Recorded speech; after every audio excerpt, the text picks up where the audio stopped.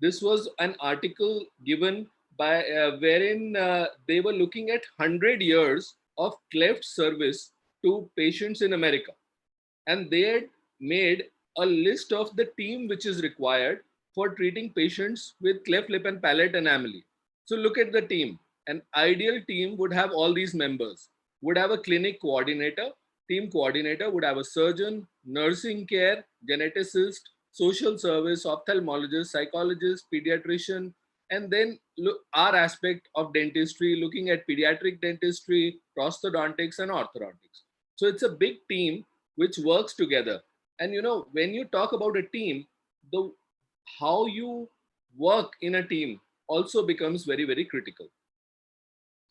Now, in a patient with cleft, what is the first surgical procedure which happens? The first surgical procedure is the lip repair. And the psychological trauma which has happened to the mother, that is overcome as soon as the lip is repaired. Now, the rule of 10 was very popular at one time, that 10 pounds of weight, 10 grams of hemoglobin, and 10 weeks of age was an ideal time to do surgery.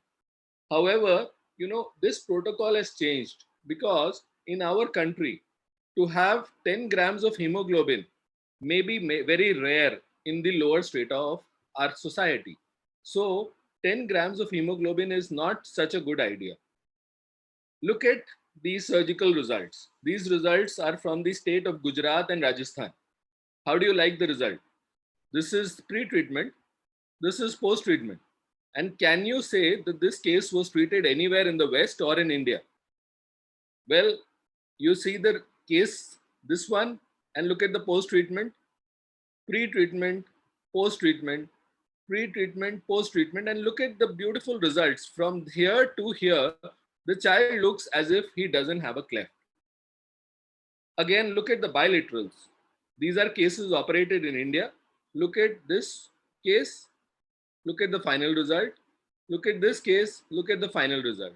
So what I want to say is that if done well, the primary surgery is the most critical aspect of cleft care. Look at this lady, pre-treatment, such a big defect, and this is post-treatment. And look at this. She is now wanting to decorate herself. Look at this man. He is a tailor. He underwent lip repair, and look at the change in his confidence. So, lip repair is the first procedure which is done surgically. The second procedure which is done is palate repair. Look at the palatal defect. Now we know that all of us need to have a full palate for our speech, swallowing, and for non-interference with normal maxillary growth. So, such a good palate repair is the key. So, what is the best protocol in the world for cleft care? Till today, the best protocol in the world is the Norway or the Oslo Protocol. The center in Oslo in Norway is supposed to be the gold standard in cleft care. What happens in Oslo is that the pre-surgical orthopedics has never been performed there. That means they have never done NAM or pre-surgical orthopedics in their center. The unilateral cleft lip is done with the Millard technique. Bilateral is done with the straight line technique. The posterior palate is closed at 18 months using the von Langenbach technique, and all the patients have bone grafting in the mixed dentition, and secondary surgery is undertaken on an individual basis. So what you need to understand is that every center has their protocol. So if you are attached to any cleft surgeon, you should be aware of his treatment protocol so that you can fit into the protocol well, and you can understand where you can contribute to a good result for that clinician. So Norway protocol is the gold standard, or it's called the Oslo Protocol. Now I'll tell you a short story. Three orthodontists, they passed their, just like we do our MDS, they passed their masters, and they decided to do a project in their summer training. So what was the project? The project led to something very big in the world, which was called the Euro Cleft. And these results were published in 1992. This was a 6-center study these three orthodontists did. What was the name of these three orthodontists? It was Professor William Shaw, Professor Michael Mars, and Professor Gunvar Sem. Now, Gunvar Sem was an orthodontist at Oslo. William Shaw was an orthodontist at Manchester, and Michael Mars an orthodontist at London. So these three people, they did a very simple thing. They went to these 6 centers and asked them to give consecutively treated 25 cases of unilateral cleft lip and palate, give their photographs, their study models, their radiographs. And they studied about which protocol would give better results in which country. So what happened is that, see, look at the number of protocols in the world. In fact, there are more than 700 protocols of cleft treatment in the world. Now, these centers which I named earlier were Manchester, Copenhagen, Amsterdam, Oslo, Stockholm, and London. However, at that time, they didn't name the centers.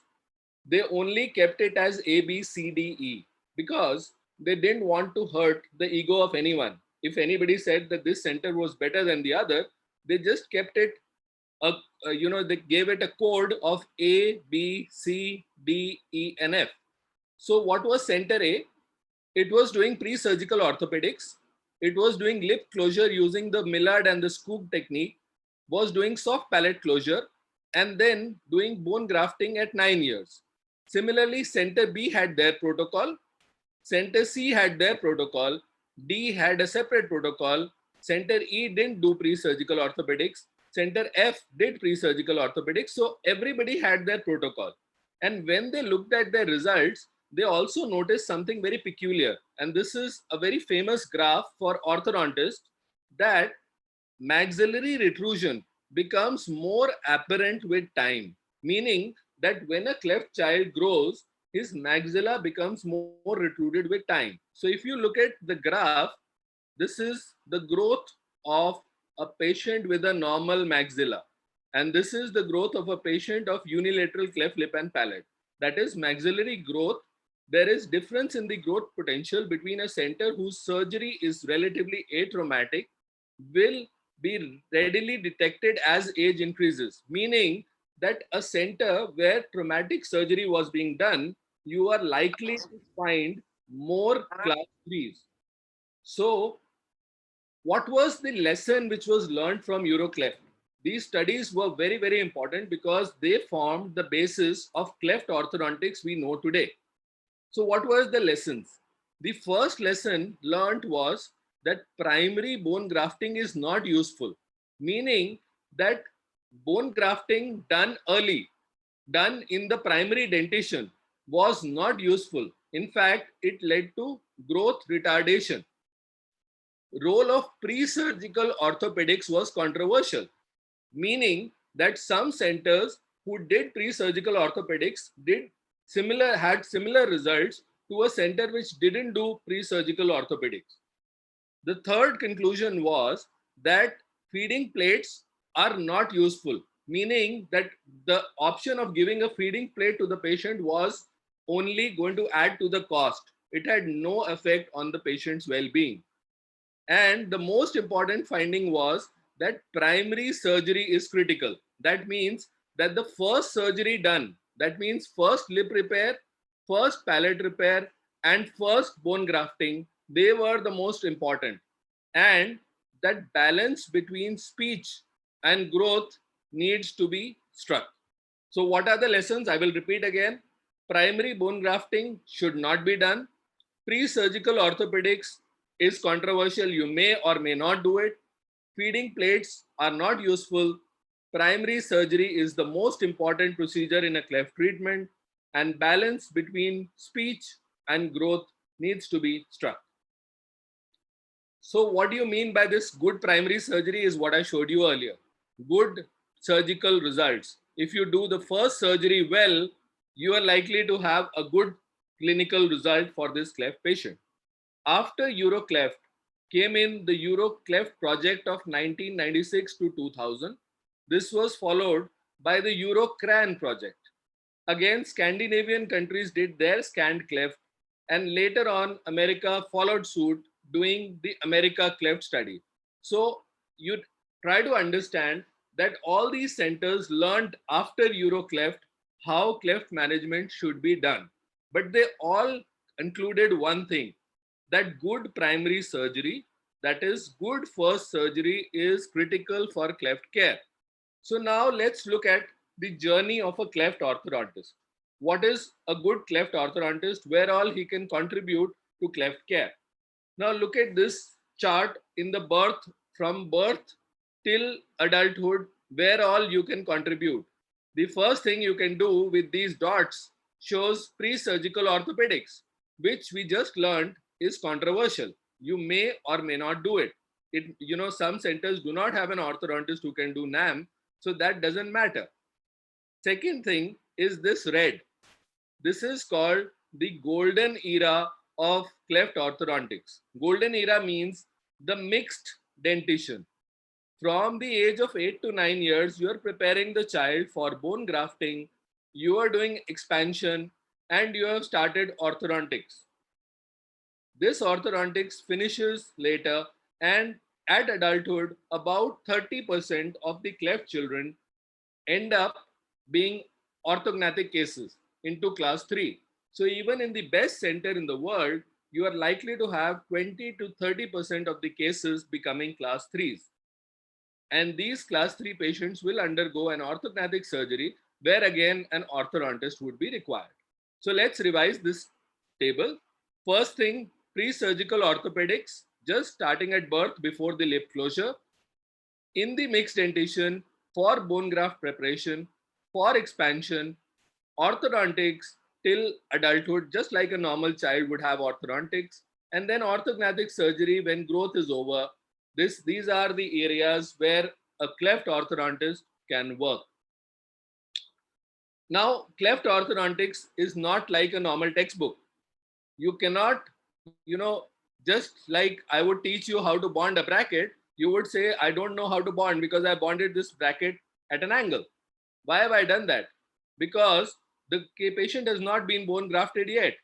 And since he's not been bone grafted, if I bond the bracket at the correct place, what's going to happen? The root is going to upright and go into the cleft defect, and the tooth's vitality would be compromised. So cleft orthodontics is a different ball game altogether. And you will realize in this presentation why I'm saying so. So what is the role of a cleft orthodontist? First role, at time of infancy, when a newborn has just come, my question is, should feeding plates be used to assist in early feeding? The answer is no. The Euro Cleft studies showed us that feeding plates had no role in the treatment of cleft lip and palate children. Also, if you want more recent literature, Cleft Palate Craniofacial Journal as early as 2004 has shown that feeding interventions for infants with cleft palate showed that a feeding plate had no role at all. So one chapter stands closed. Do you want to give a feeding plate to your child? You don't want to, because literature proves that it has no advantage over not giving a feeding plate. Only good feeding instructions would help the child to be fed well. Now, for us as an orthodontist, where does our role come first? In something called as PNAM, pre-surgical nasoalveolar molding. Now, the word nasoalveolar molding is itself a misnomer. Why? Why do you call it nasoalveolar molding? Because when you do nasoalveolar molding, as I will show you subsequently, you first do alveolar molding. So if I were to rename it, I would say PANM rather than PNAM. So NAM, nasal molding, is done after alveolar molding in NAM. However, this name, which has become more popular, is NAM rather than ANM. Now, what is the rationale of this NAM procedure? The rationale is very simple. All of you must have played with plasticine. Plasticine is very flexible and you can shape it into any shape you want. Now, if you had the option of molding the cartilage and the tissues around the cleft defect from birth, would you not be happy to mold it and make it simple for the surgeon to do the repair? So that is the principle of NAM. The principle is that when you look at literature in fetal wound healing, the blood levels of maternal estrogens are high during the first days of life, giving the neonate tissues elastic properties at the time of delivery. What do you mean by this? See, the tissues having high maternal estrogen are very flexible. They are like plasticine. They are like elastic. You can change it into any shape. The elasticity of the tissues is due to increased blood levels of hyaluronic acid, which causes intercellular material to remain disconnected. So you have an option of shaping the nose, shaping the nostril, and columella lengthening if you were to intervene early. Now, how early is the question? The answer is that these maternal estrogen levels remain high for the first 4 months after birth. They are maximum at 4 months, and then the graph stops to fall. And by 4 months, the maternal estrogen levels almost reach zero level. But research has shown that even if you do NAM after that, you are likely to have some molding. So, what are the objectives of this nasoalveolar molding? The first objective is to reduce the severity of the original cleft deformity. What will happen if it's such a severe defect? When the surgeon will repair, when he brings the tissues together, there's going to be a lot of scarring and lot of tension in the tissue. Second thing, eliminating surgical columella reconstruction, meaning you can stretch the columella and make it long. Now, by elongating non-surgically, you are reducing one surgery for a bilateral cleft lip and palate patient. Also, significant improvement in the surgical outcome. So if you had an easier defect, you had a smaller defect, your result would be better. So what are the different types of appliances for NAM? Now, orthodontists are very, happy when they classify things. They want to have very good tables of classification. So the groups of appliances for NAM are active and passive. Active appliances include the Latham appliance and the DMA appliance, which is dynamic maxillary appliance. Passive appliances are again of two types. One are the external strapping and one without external strapping. External strapping means extraoral tapes. So the Zurich appliance is without extraoral strapping, whereas McNeil and McNeil type of appliances, Grayson's appliance and nasoalveolar molding, these are which require taping. So let's re-look at it. Active appliances, passive appliances. Active appliances apply active force, that is heavy force. Passive appliances apply lesser force. Now, these are Latham group of appliances. These are McNeil group of appliances. They may require external strapping. They may be without external strapping. Like the Zurich appliance is without external strapping, and with external strapping is the Grayson, the McNeil, and the nasoalveolar molding appliances. Now, look at the Grayson appliance. This is the Grayson appliance. The Grayson appliance has elastics which are attached to the acrylic plate. This acrylic plate is going inside the oral cavity. There is an extension to attach elastics, and there is this wire in the form of a swan's neck. Now this wire goes into the nose, and this is like a kidney bean which is elevating the nose. So basically this picture shows you, if you will notice, there is a small hole in it. Why is this hole there? This hole is there because if the appliance falls down, what will happen? There is a possibility of the child choking.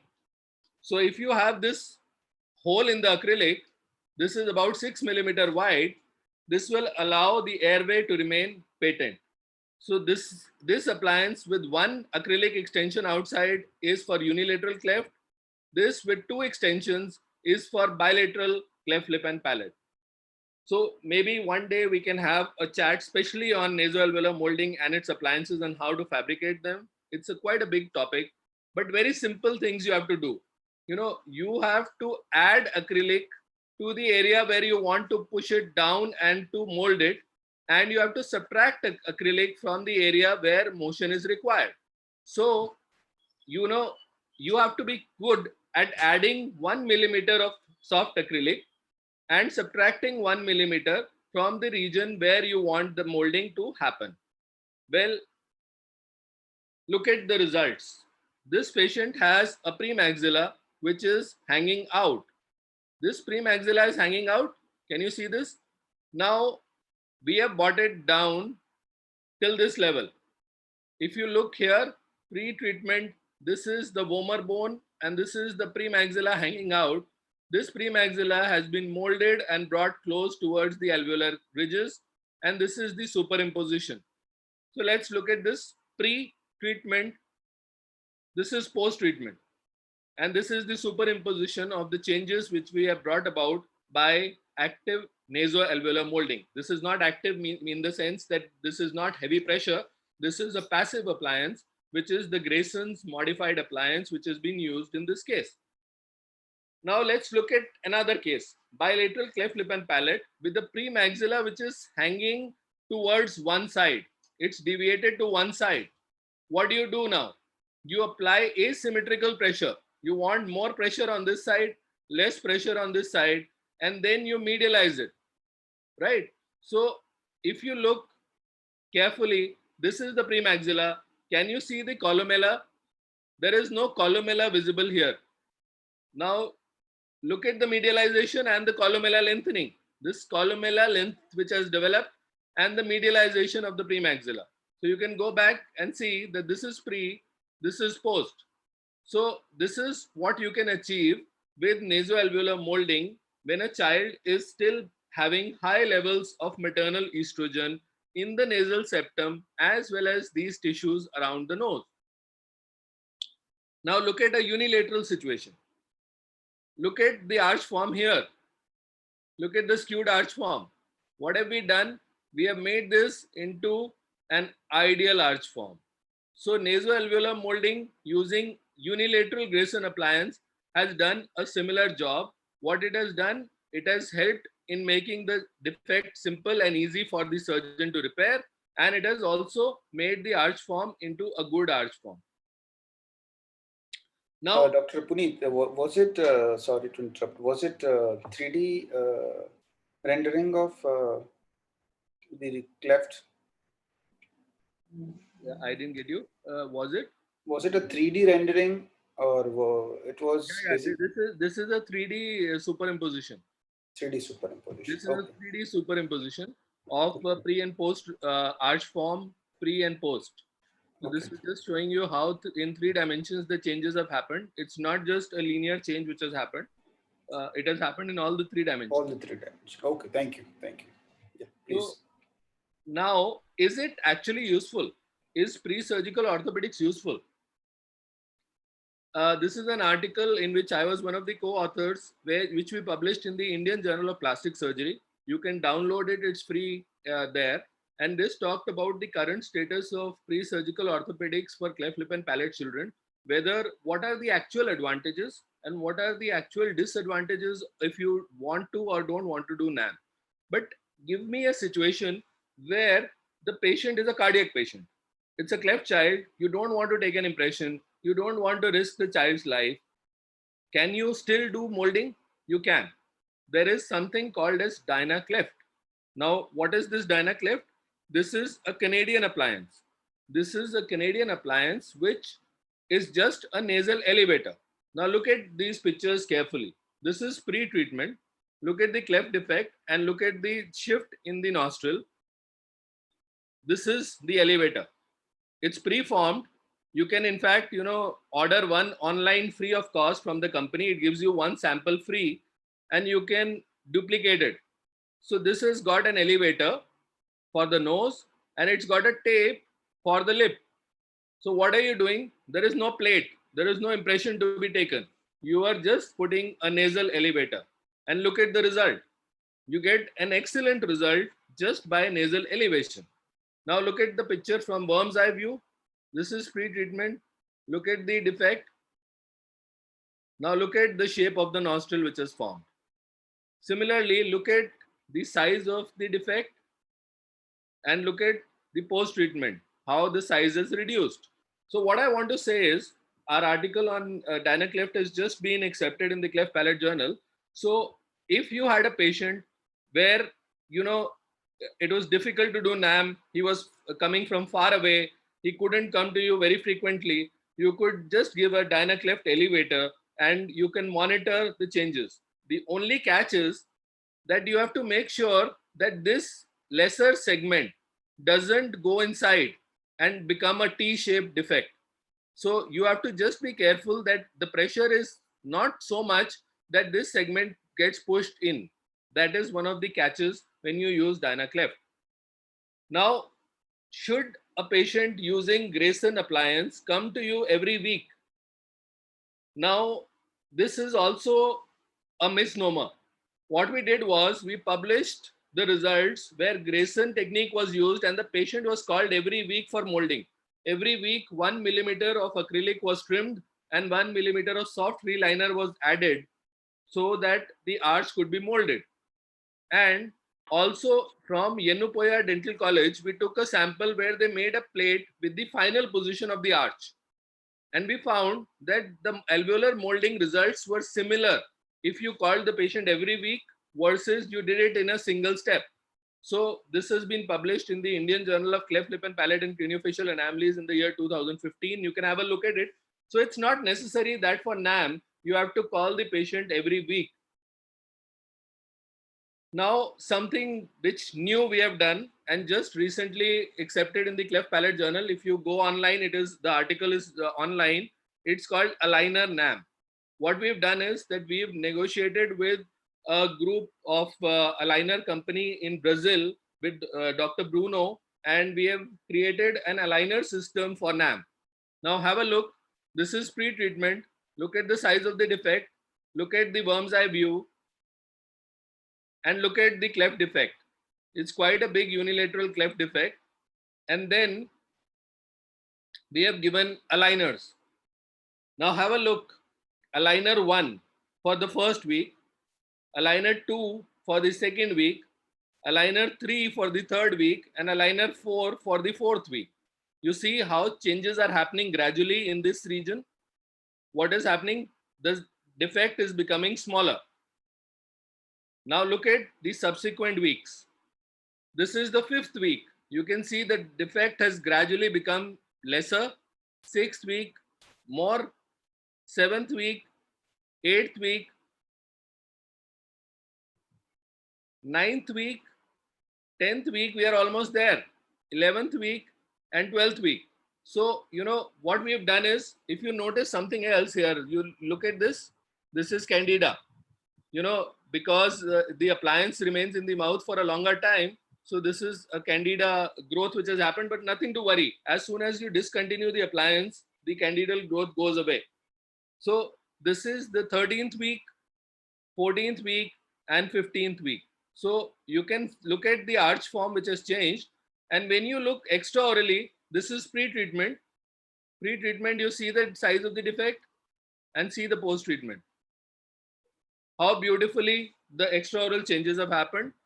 This is post-treatment. And this is pre. And this is post. So you can see how well the alignment has happened using aligners. So, what is the next line of things which we have to do in aligners is to do something about nasal molding. So what is the first step in cleft treatment? That is nasoalveolar molding. Then comes the exciting phase. I told you the golden age for cleft treatment, that is the mixed dentition, right? So what can we do? We can do a lot of things. First thing, we can assess facial growth. Now, this is me when I was younger. I was in Great Ormond Street, London, with Michael Mars, who gave this yardstick, which is very famous, called as the Gosselin yardstick. What does it stand for? Gosselin stands for Great Ormond Street, London. LON is London. Great Ormond Street is a hospital for sick children in London. It is one of the best children's hospital, and luckily in the earlier part of my career, I spent 1 year there as a consultant. And I had gone there as a Commonwealth scholar, and at that time the tsunami happened. And Mike had to, fly to Sri Lanka to open a field hospital for the Sri Lankans. And I was de facto made the head of the department at that time. Well, Gosselin stands for also something called as Great Ormond Street, London, and Oslo in the center. If you remove G and N, it's Oslo in the center. So, the Gosselin index was formulated by the same group of William Shaw, Michael Mars, and Gunvar Sem. What is this index? It's called a yardstick and it is graded from green to red.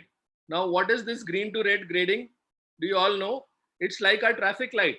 When the light is green, the car can go easily. But when the light is red, it stops.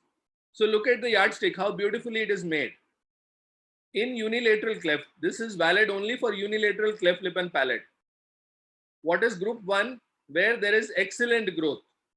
Excellent growth means that in a cleft child with having an overjet of more than 2 millimeters, what would happen if you had a cleft child with an overjet of more than 2 millimeters? You were very happy because simple orthodontics would treat the patient. Now, Gosselin 2, good growth requiring simple or no orthodontic treatment, meaning you had an overjet of 2 millimeters.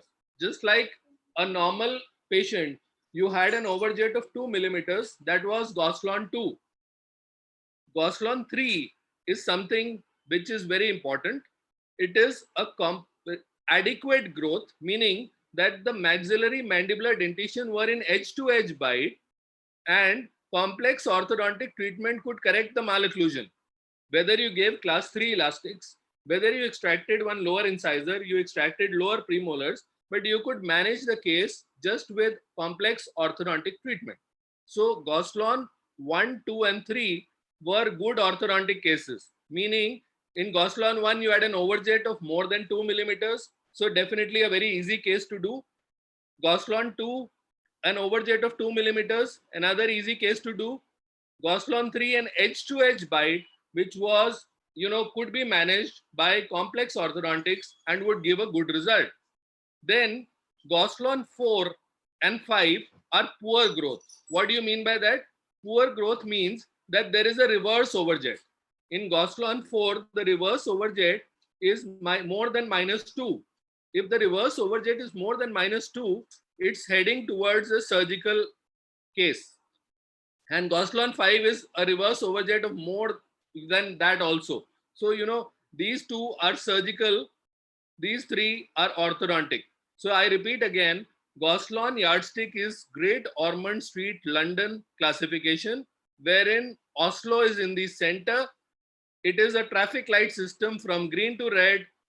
It has group 1, 2, 3, which can be handled orthodontically well.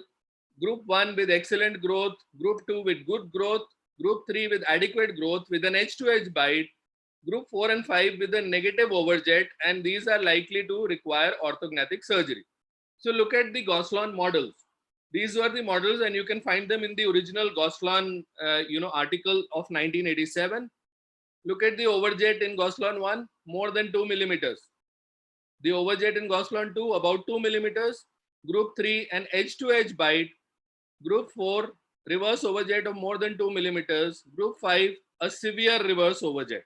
So Gosselin index was something very simple. Just by looking at study models, you could grade the patient into a good result versus a poor result. Now, can you use Gosselin yardstick for bilaterals? No. The Baru yardstick is popular for bilaterals. The scores are similar, 1 and 2 for an overjet of more than 2 millimeters, 2 millimeters, edge-to-edge bite, Gosselin, it's Baru yardstick 3, Baru yardstick 4 is for a reverse overjet, and a severe reverse overjet is a score 5. So the yardstick which is popularly used for bilaterals is called as the Baru yardstick. Now let's look at bone graft preparation, which is very exciting. What is the good time to prepare the arch for a bone graft? When the root of the tooth which has to erupt through the graft is 1/3 to half developed. Now you might have a lateral incisor which erupts through the graft, or you might have a canine. So the good time to take an X-ray for these children is about 6.5 to 7 years, because a lateral incisor will erupt at 7 years. So you might be late if that was the tooth which was to erupt through the graft. Also, one should take care, involve expansion if required, and take care not to move the roots into the cleft defect. So my favorite appliances are, I like to use a NITA expander. If you want to read more about it, you can go to the Journal of Indian Orthodontic Society in the year 2003, where I published the first few cases I pushed of NITA expanders for collapsed arches. But expansion per se is the easiest thing to do in cleft. Why is it easy? Because there is no palate. You just apply any force, the maxilla will get expanded. So people get very excited and they at various meetings like to show expansion, but I think that is one of the easiest thing to do in cleft treatment. Look at the different types of appliances.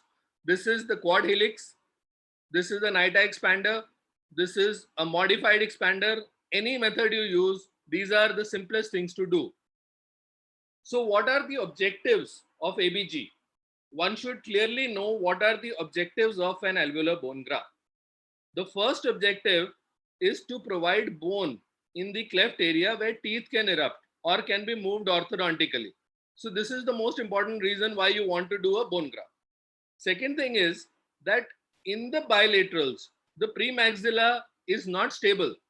So you want to stabilize the maxillary arch, particularly in bilateral clefts. So bone grafting becomes critical.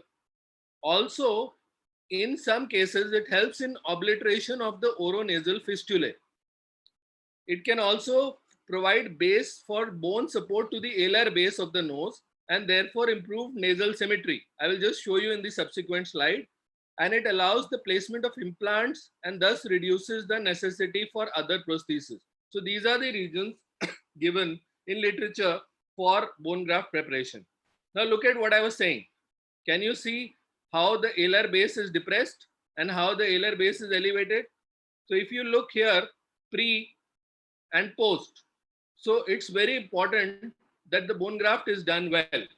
Now, when should it be done? I mentioned to you that when the root of the tooth, which is going to erupt through the graft, is 2/3 formed. So have a look at this case. This girl has a very well developed maxilla.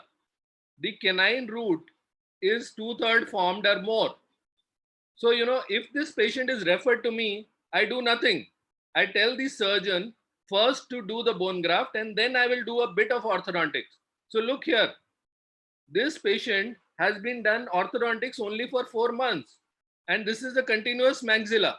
How did it form? It formed because the timing of the bone graft was excellent.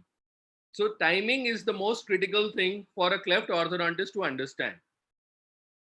Now, another of my article published in the Journal of Indian Society for Pedo and Preventive Dentistry, this was the most Googled article for many years on bone grafting. So if you can download it for free. The patient had a cleft defect. The iliac crest bone was taken, the bone chips were taken and grafted into the defect. And you look here, this is a complete maxilla and the tooth which was erupted through the graft is a lateral incisor. So a lateral has erupted and is well in place. Now, how do you actually evaluate alveolar bone graft success? How do you know that this bone graft was successful? For orthodontists, there is a unique problem. For a surgeon, when they graft, they are very happy because a bone bridge is there. But for an orthodontist, it becomes very, problematic because now when you will move the root, there is no bone here. We need bone in the apical part of the root. So if there is no bone, how will we move these teeth? So there should be some objective method of how to evaluate a bone graft success for the surgeon. So now a number of scales are given in literature. The Bergland scale is the most famous. Surgical scale, Kinland scale is also there. Then the Chelsea scale, the Swag scale, the cone beam CT evaluation. I will just show you the main ones. This is the Bergland scale given by Olaf Bergland, somebody from Sweden, a very famous surgeon in 1986. According to him, this is an orthodontist, sorry, not a surgeon. the surgeon was Frank Abihom. And this is Gunvar Sem again, the famous orthodontist I mentioned from Oslo. Now, they looked at the IUPA X-rays, and what did they evaluate? They said that type 1 was where the height was approximately normal, where the bone height was normal. Those patients were type 1 of bone graft. Type 2 was where the height was at least 3/4 of the normal height, meaning that the bone height was at least covering 3/4 of the root of the tooth. Type 3 was where the height was less than 3/4 of the normal height. So less than 3/4 means this much height, and type 4 was failure where no bony bridge was formed in the cleft defect. So you could have type 1, you could have type 2, type 3, type 4. The best was type 1 when you had a normal morphology. Again, the scale was not very useful because you might have bone on one tooth, you might not have bone on the other. So the more famous scale became the scale given by Helen Withrow. What was this scale? Now, it was two-stage scale. 2 stages. In the first stage, the observer divides the cleft vertically. It was divided vertically and divides the root into four parts. 1, 2, 3, 4, 1, 2, 3, 4, and divides this half.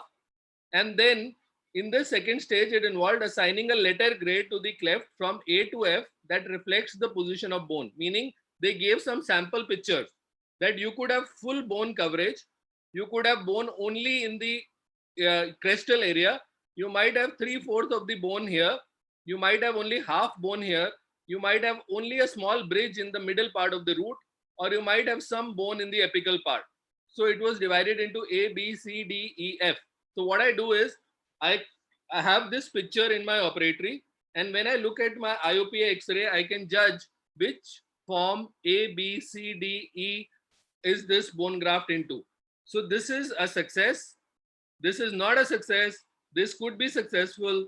This is also not such a good success. This is not a success at all, and this is also no success. So, as an orthodontist, this Helen Withrow scale is one of the easiest and helpful scale for us to evaluate secondary bone grafting. The Americans, they don't like rule of 4.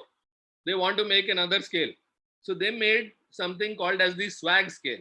The name is very, very modern. Swag is a standard way of assessing grafts, and they have divided the bridge into 1/3. So everything remains the same. Only thing is that they have graded it from 0 to 6, and they have called it 1/3 of the root is covered or not. That's the only difference. Rest everything remains the same. So you have a swag scale, you have a Bergland scale, you have the more commonly used Helen Withrow scale. But nowadays you have cone beam CT scans. So, it's very easy to look at the cone beam CT and evaluate the bone. Now, the 3D CT scans clearly show precise 3-dimensional morphology of the bony bridge, 3D relationships between the bone bridge and the root of the cleft adjacent teeth and their periodontal condition. So you can look at each teeth, you can look at the PDL, and this is the canine which is erupting through the graft. So you can have an easy look and you know how much bone has to be grafted, the volume of bone which needs to be placed. So a cone beam CT evaluation is a very good method to actually look at how much bone is required and to evaluate the success of your graft also. So let me show you a clinical situation. Now this patient got a bone graft done. Now I told you what is a failure, that you have only bone in the crestal area. Now there is very limited bone chips lying in the apical area. Now there is something called as salvaging the graft. What do you mean by salvaging the graft? Meaning that you don't want to regraft a patient. You don't want to take bone from another iliac crest again from the patient and regraft it again. It's quite a difficult surgery. So what you can do is you can compress these bony chips by early orthodontic intervention. Now see, this lateral is just erupting. What I've done is I have uprighted the root quickly, and this has become a complete maxilla. This is just like all of you must have had this chusky, this ice candy which you have. The ice pieces can be compressed together to make it into a solid ice. So it's just like that, that when bone chips are lying there, don't wait for this bone to decay. Do quick movement and move these teeth. Now, the concept is that orthodontic tooth movement should be initiated as early as possible. When I was studying, that time we used to initiate orthodontic tooth movement only after 6 months of the bone graft or after 3 months of the bone graft. Look here, pre and post, pre and post. So you have a complete maxilla and there is no stigmata of cleft anywhere. Now, another thing which you need to realize is that about the rate of canine impaction in cleft children. The rate of canine impaction is 20%, the chance of a canine to get impacted. So that's much higher than normal children. So when you bone graft, you are bone grafting for the canine to erupt through the graft. But you have to be careful that 20% of these canines will get impacted. So you have to quickly, disimpact them and bring them down. Now look here, this is the patient where bone graft has been done.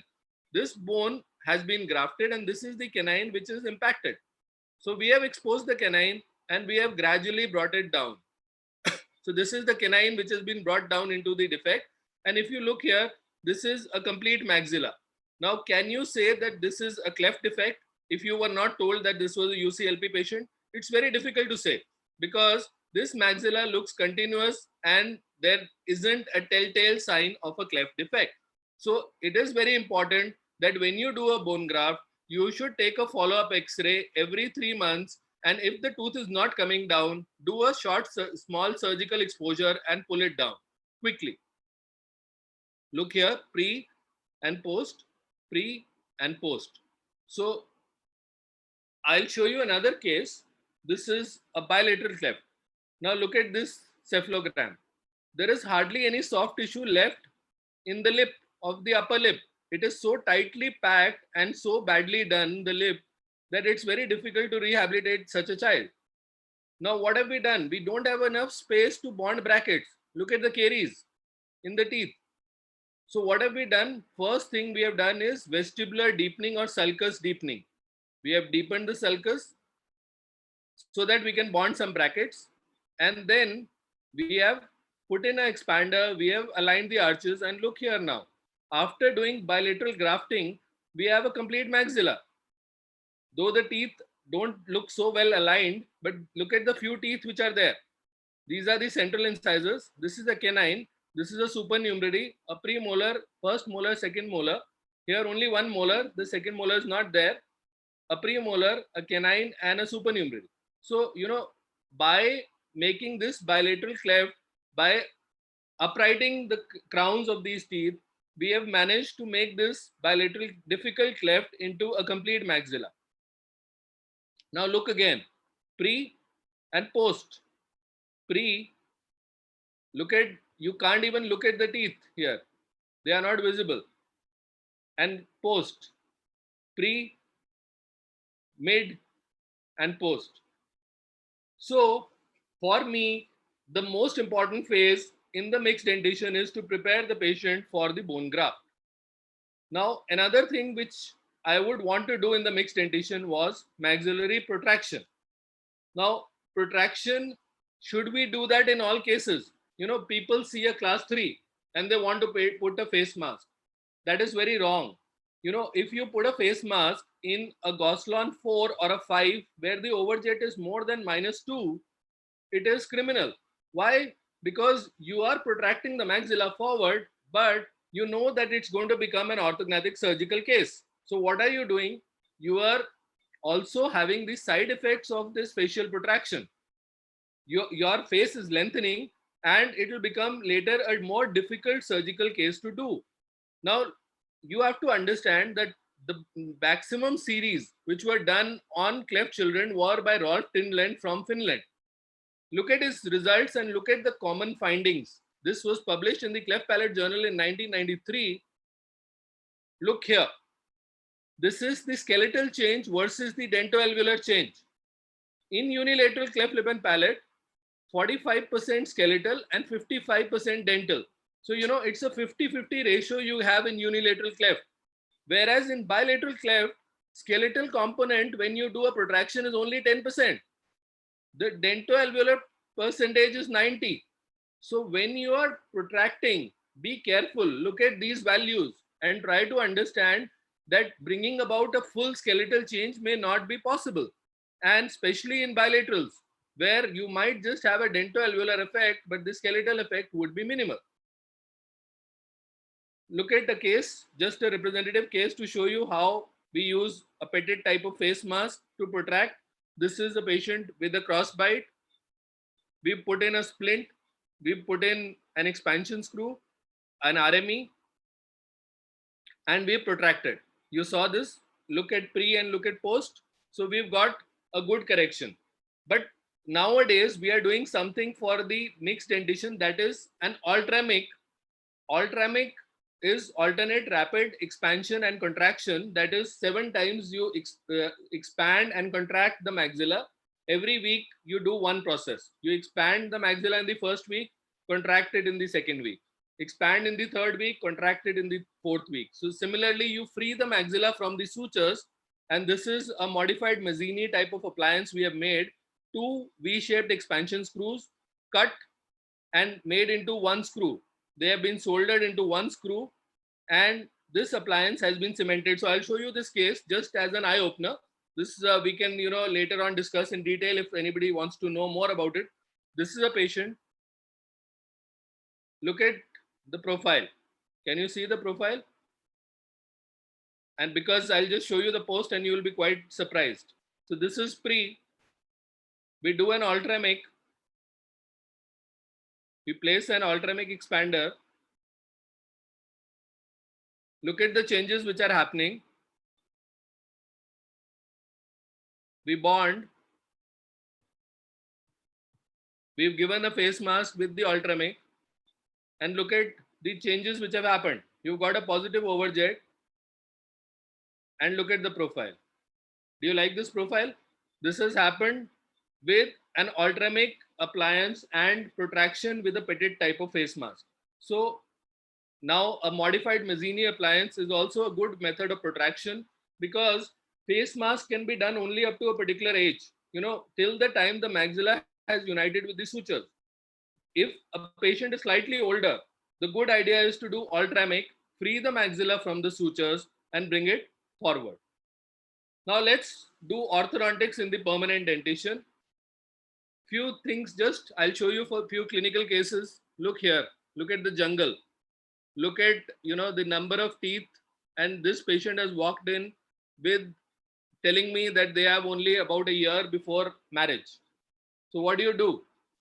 You have limited time, you have teeth hanging, and you want to do some orthodontics. So this is what I could deliver best for her. Can you see this? This is a complete maxilla, a little bit of aesthetic dentistry. I don't know composites at all, but I tried to do some in this patient. And this is pre and post. So if you look, this was pre.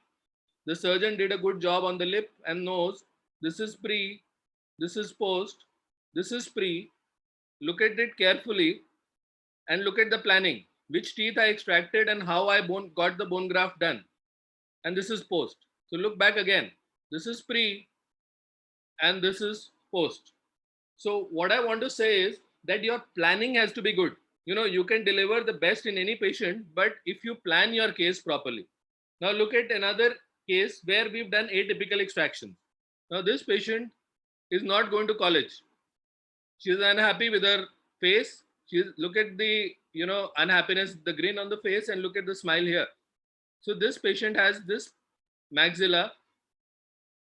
We've made it into a good arch by doing atypical extractions, by bringing the arches into good coordination. So look here, pre, post, pre, post, pre. Look at this maxilla and post. So you've got a very good arch and the patient is happy. Now there are some complicated cases also. You get cases like this. Now this is a Woude Syndrome, 2 lip pits, and look at the premaxilla. The premaxillary dentition are hanging almost horizontally. The 2 incisors are hanging almost horizontally. So now and the attempt at palate repair has failed. There is no tissue in the palate left. So what have we done? We've done a simple appliance. This is called a swinging appliance. I have given a TPA and I have tipped these two teeth down. You know, we orthodontists are very good at tipping, torquing, and all sorts of movements. So I have tipped these two teeth, which were lying horizontal, into a more vertical position by just putting a simple TPA and applying some elastic force. So look here, pre and post. Pre and post. Okay. Now let's look at the full solution. So what have we done after that? Now the patient has come and they are very happy that, doc, you have uprighted these teeth, do something. So look at this maxilla. I have put in a NITA expander. Can you see two premolars and a canine transposed in between them? These two premolars and a canine here, and very poor oral hygiene. I have put in a NITA expander, I have put in a NITA wire, and I have aligned the upper arch. Okay.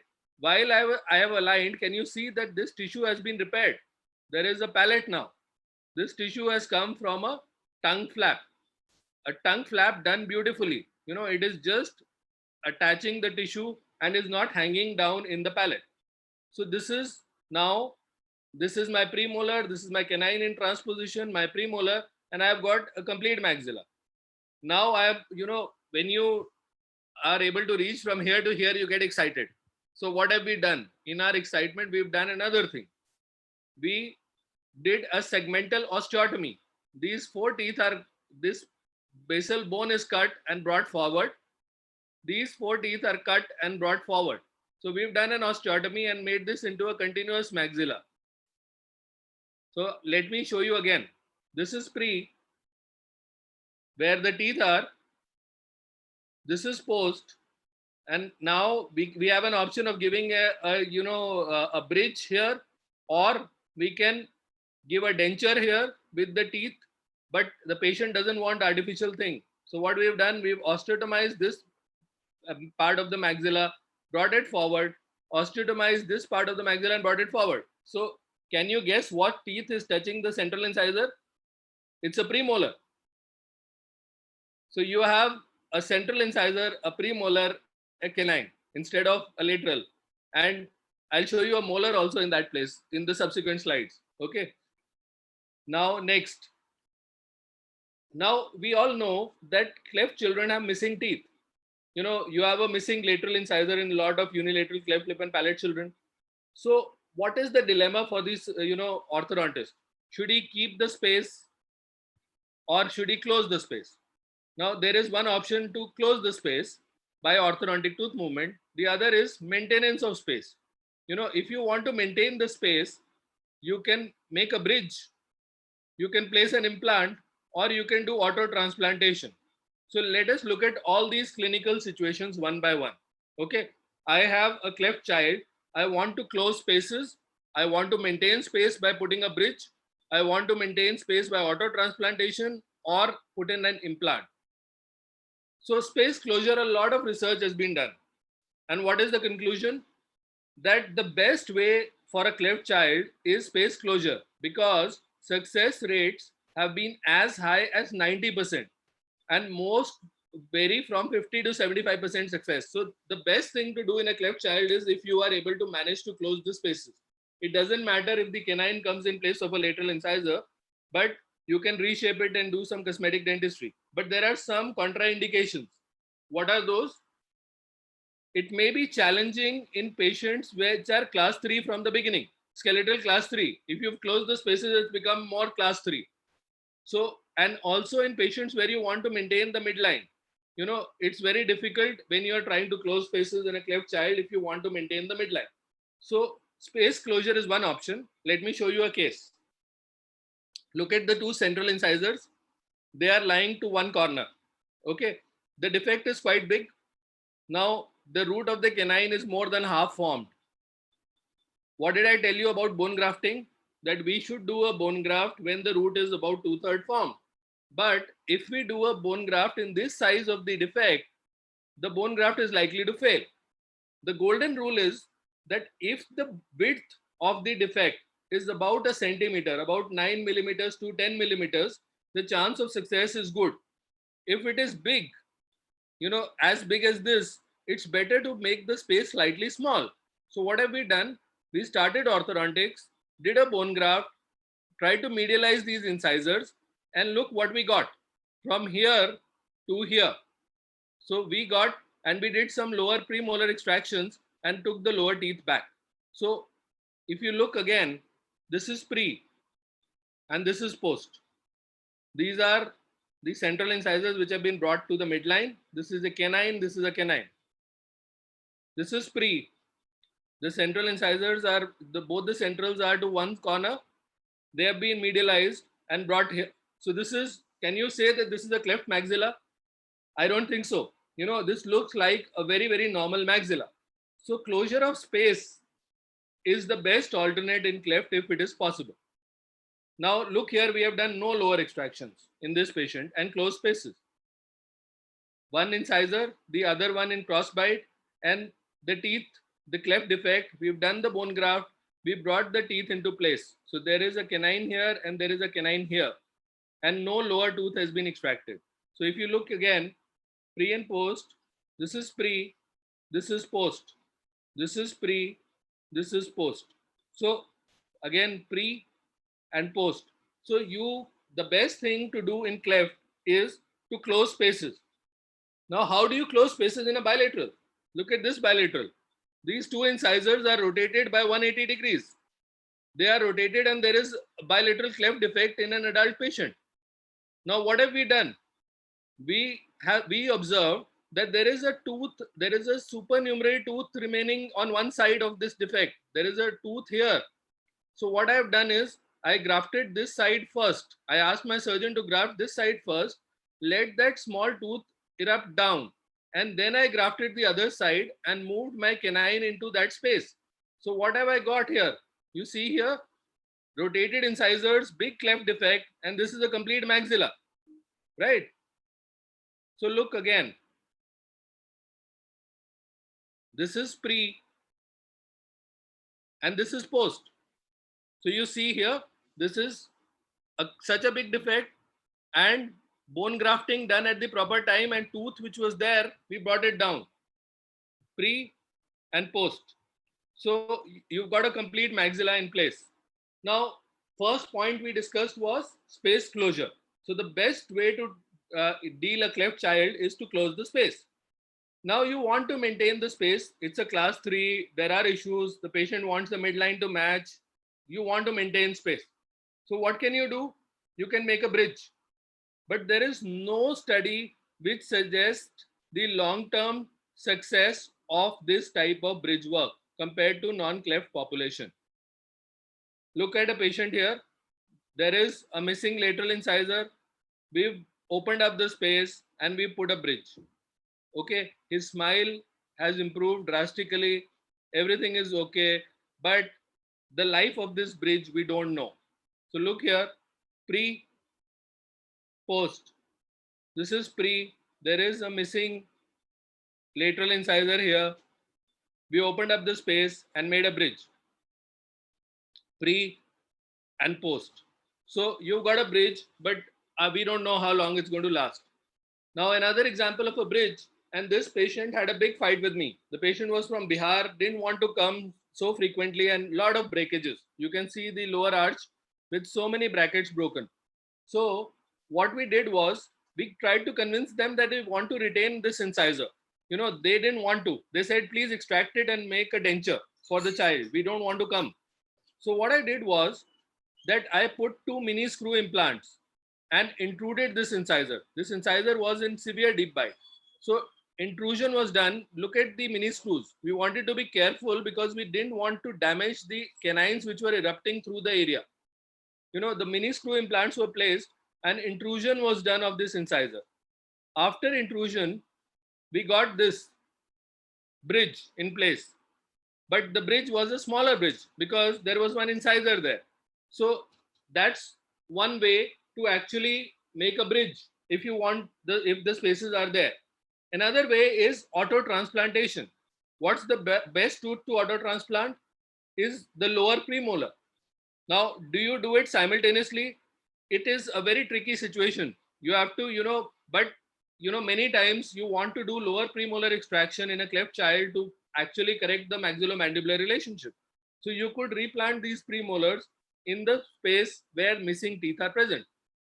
Now, should you do it immediately with the bone graft? No. The optimum time for this auto transplantation is 6 to 12 months post secondary alveolar bone graft. After this graft has remodeled. If the auto transplant is done at the same time, there is an chance of an increased resorption of the alveolar bone graft. Also, orthodontic movement can commence usually after 3 months and is likely to be completed uneventfully, meaning that when you have first put the bone graft, do not auto transplant, wait for 6 to 12 months. Then, when you auto transplant, you move the teeth after 3 months. That would be the best protocol for you. Now, dental implants. The most exciting thing in today's dentistry is dental implants. Do you know that the first dental implant was placed in a cleft child? This is something not known to people. This is the first cleft child and the first dental implant which was placed in this cleft child. In fact, the person who placed it is one of my mentors, Professor Jan Lilia. He was a he was a dentist and a plastic surgeon. His house was just wall to wall with Professor Brennemark, and Professor Brennemark asked him to place the first human implant. And when he placed it, it was a cleft child where bone graft had been done. And in this grafted bone, he placed the first implant, and the patient died with the implant in his mouth. For it remained there for 40 years. So implant is something where the first implant was done in a cleft child. Now, many times in our country, what happens that the bone graft is done and there is no stimulus added. There is no orthodontic treatment done. So when we plan for a bone graft, we realize that the bone is so porous that it's impossible to place a dental implant. Look at the bone here in the CBCT. There is hardly any bone to place an implant. So what do? You have to, actually I'll just show you in the subsequent slide a technique, but this is another thing off record. I'm showing you that we've taken a facial impression, created a mollage, and made an indigenous nasal conformer. We are conforming the nose of one side, which is normal, and the cleft side, and making it into one unit. Now, this is a concept I wanted to show you. See, the issue is that this is a rotated central incisor. Now, there is a cleft defect here which has been bone grafted. But the problem is that many times the bone density is not good enough. So, in our country, people cannot afford a very expensive treatment many times. So, what do? You move a good tooth into the cleft grafted bone. Move this canine into the place where the lateral incisor would be and place the implant where the canine was in good bone. That would be the best to actually save the patient from an implant failure. So that's what I do. I have done orthodontics. I have straightened this tooth, which was 180 degrees rotated, the central incisor, moved the canine in the place where the bone graft was, and in the bone, which was normal native bone of the canine, I placed a Nobel Biocare implant and placed a crown on top. So this is something which I would suggest could be done for the cleft children. Now look here, this is after the implant and the crown. So my suggestion is that modify your implant procedure for cleft children and place the implant in native bone. Try to move other teeth in the bone which is grafted. Now, a very, very critical question. Many times people who treat cleft children are stuck up because of the vertical excess of the premaxilla in bilateral patients. The premaxilla is hanging down and you don't know what to do with this premaxilla. Now, there is one protocol in the world by Maria Mazzini and group from Italy where they have published something very, very important. It's a table. It tells you something very well, and I will show you one picture of each as an example. Now, if the patient walks into you in deciduous dentition or in mixed dentition and no bone graft has been done, then there is something called as the Eric Liau's technique or orthopedic intrusion. What is orthopedic intrusion? See, everybody has heard about something called as distraction osteogenesis. You cut the bone, gradually separate it, there is new bone formation. So that is distraction osteogenesis. But if you were to, not separate the bones but press them against each other, what would happen? It would just be the opposite. It would be distraction osteolysis, because you would cut the bone and apply pressure against each other and new bone would not form. In fact, the earlier bone would resorb. So this is what he does. In orthopedic intrusion, they do distraction osteolysis, meaning they apply very heavy pressure on the premaxilla and push it up. So what happens? That bone resorption happens and this premaxilla intrudes in.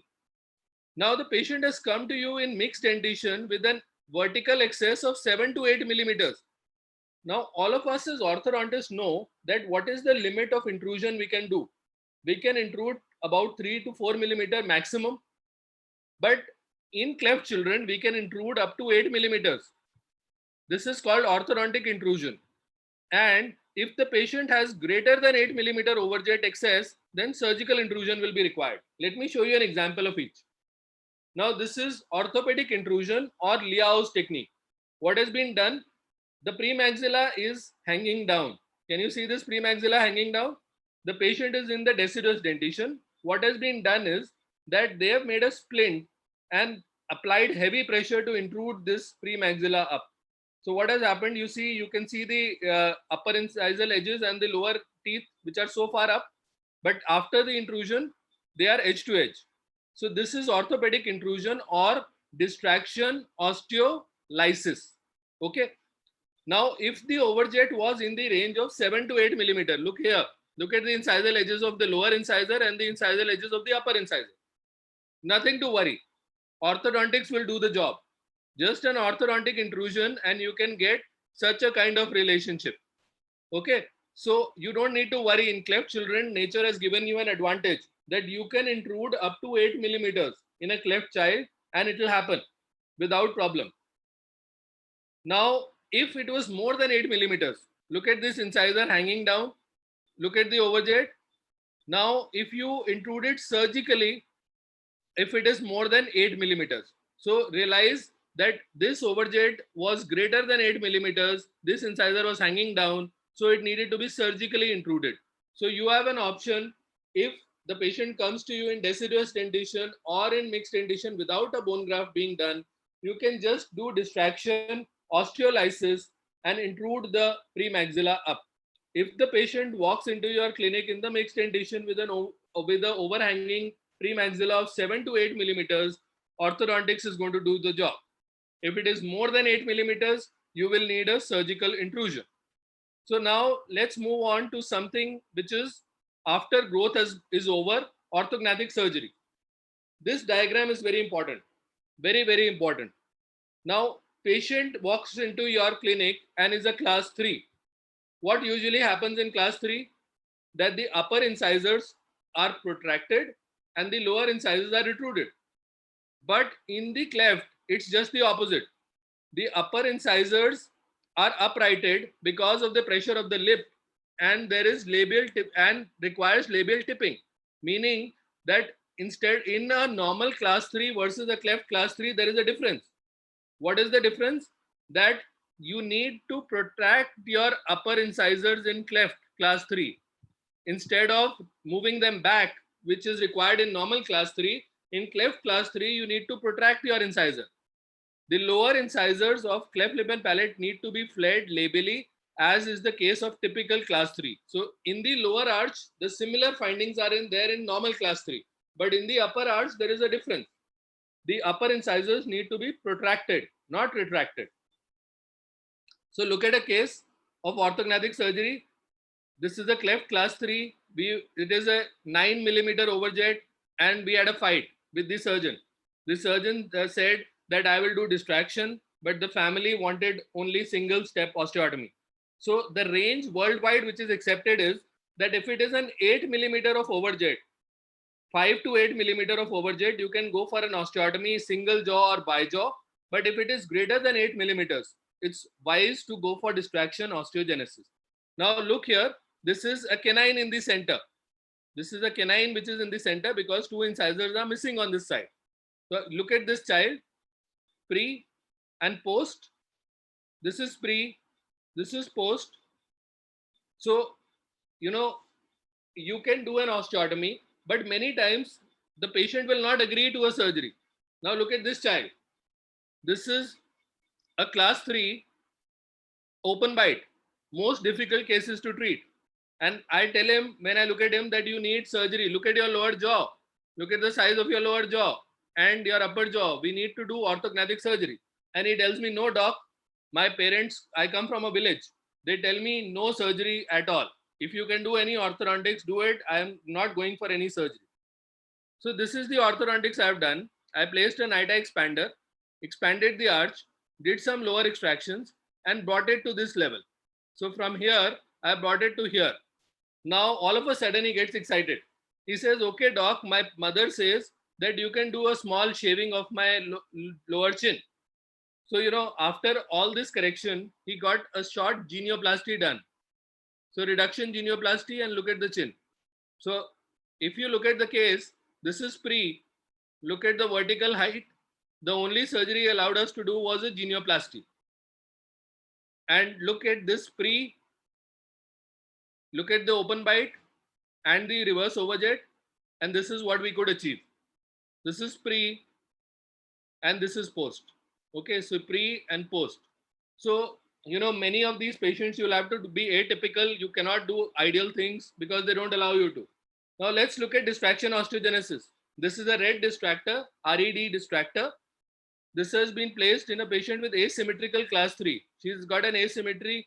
We are protracting the maxilla. We have brought it so much forward. And then all of a sudden she comes and she says that please remove this because there is a wedding of my brother. So we said, okay, we'll bond you and we'll bond you once you come back after the wedding. So please come back soon. And she comes back after 2 months. But luckily, this premaxilla, which has come forward by so much, had not gone so much back because there was a tooth in crossbite, which prevented the premaxilla to go back. And we were able to salvage the situation. So this is pre. This is post distraction. You look at the widening of the nostrils. This widening of the nostril happens because when you distract the maxilla forward, this is one of the problems which happens with distraction. This is after distraction, and this is once we had bonded the case. Now I want to show a binder syndrome. What is a binder syndrome? There is no premaxilla at all. There is no lip. You see the nose. There is no nose, no nasal bone. It's just attached to the upper lip. So what have we done? We have distracted the maxilla with internal distractors, no RED, only internal distractors. And while we distracted, the surgeon gives me a call, looking at this picture, very scared. Doc, one side distraction has stopped and the other side is distracting. There is an open bite. We are done. What do we do now? So try to realize that the orthodontist can shape bones. The distraction tissue is again a soft tissue which you can mold like plasticine.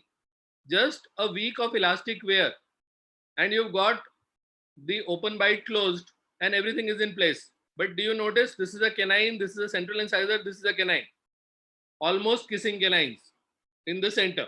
So if you look here, look at the CBCT, look at the reverse overjet. Now look at the amount of distraction we have done. See how much the distraction screw has opened. So this is pre, this is post, this is pre, this is post. Now, a very simple procedure you can do is a segmental osteotomy. Look here. This patient has, a defect here. There is a missing lateral incisor. Now, how will you, if you've done this soft tissue closure and you've done orthodontics, how do you plan to close the space? It will be difficult orthodontic mechanics. You will give class 3 elastics. It will take a lot of time for the teeth to move forward one by one. So you can do something very simple. It's called a segmental osteotomy. Look at the level of the incisal edges and look at the canine edge. So what have we done? We put the braces and we did a segmental osteotomy, meaning we took this segment, cut it and brought it forward. See, we cut this and brought it forward. So what have we got? A continuous maxilla, and you see the vertical height now of the central incisor, which is leveled out with the canine. So I'll show you again. See, pre, post, this is pre, Look at the edges of your incisor and look at the canine edges. And look here, post. So this is a very simple segmental osteotomy, no extra tooth required. One surgery, bone graft done simultaneously, and everything is done. Look at the pre, look at the post. So you've got a soft tissue closure, you've got a bone graft, and you've got all the teeth in place.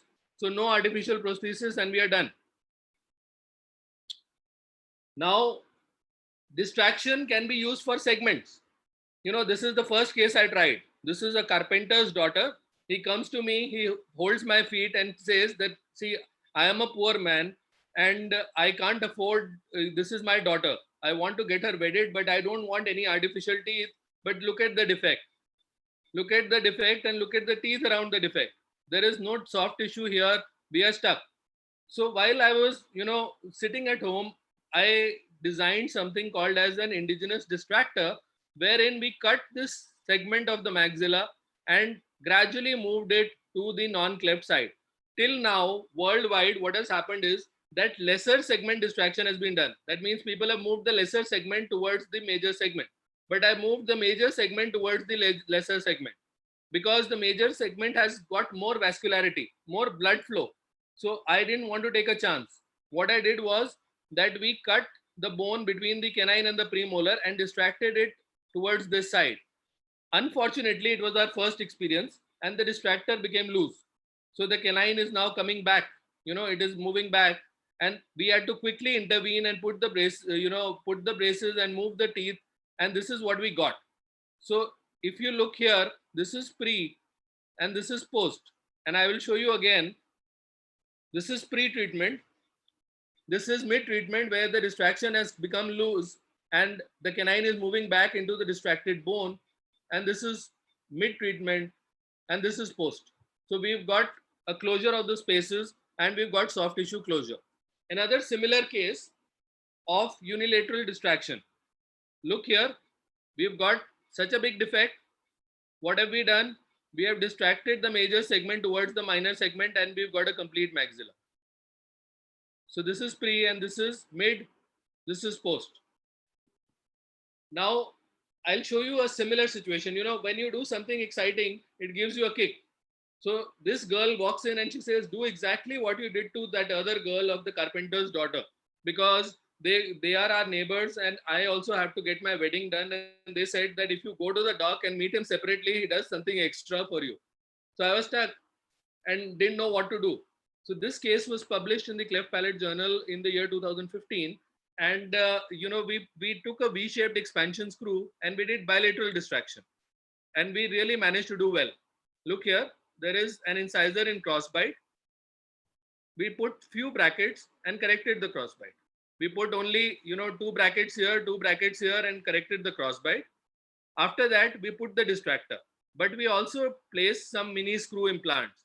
We placed some mini screw implants here and here so that the distraction would, if it failed, like in the earlier unilateral case, we would still have a backup. And this is what we got post. This is pre. Look at the vomer bone. You can see the vomer. This is after you did the crossbite correction. This is in the midst of distraction. This is after distraction. And you see new bone formation between the premolars. And when I told her, let's place some implants there, she said, I don't need anything. I'm happy. She is happily married and she is good. So this case was published in the Cleft Palate Journal in the year 2015 as an indigenous simple way of correcting cleft defects. We can distract single teeth also. I told you I will show you a molar coming in contact with an incisor. So look here. This patient had such a big defect, bilateral cleft.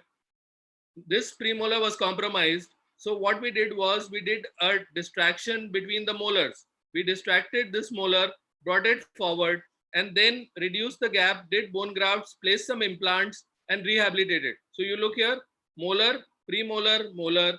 This is a lateral incisor, central incisor, lateral, premolar, and molar. So, you can move individual teeth, you can move a group of teeth, you can move a segment by distraction. So look here, pre, mid, post distraction, and then with implants and prosthesis in place. Now you can do an anterior maxillary distraction. if you know that if you will pull the full maxilla out, you might have a patient having a velopharyngeal incompetence. His speech might become wrong.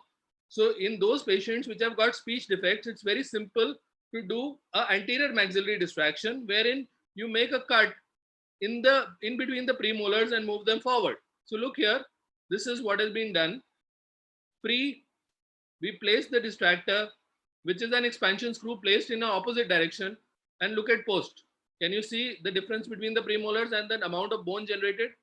Look at pre, look at post. Now I'll show you one last case. This is a case which I call all in one. Patient walks in with no lip repair done, no palate repair done, nothing. Look at the defect, look at the premaxilla, look at such a big defect. So what did I tell the surgeon? Please do the lip repair. He's done the lip repair. The patient walks to me at this stage. I place the brackets, and then this lateral incisor is in crossbite.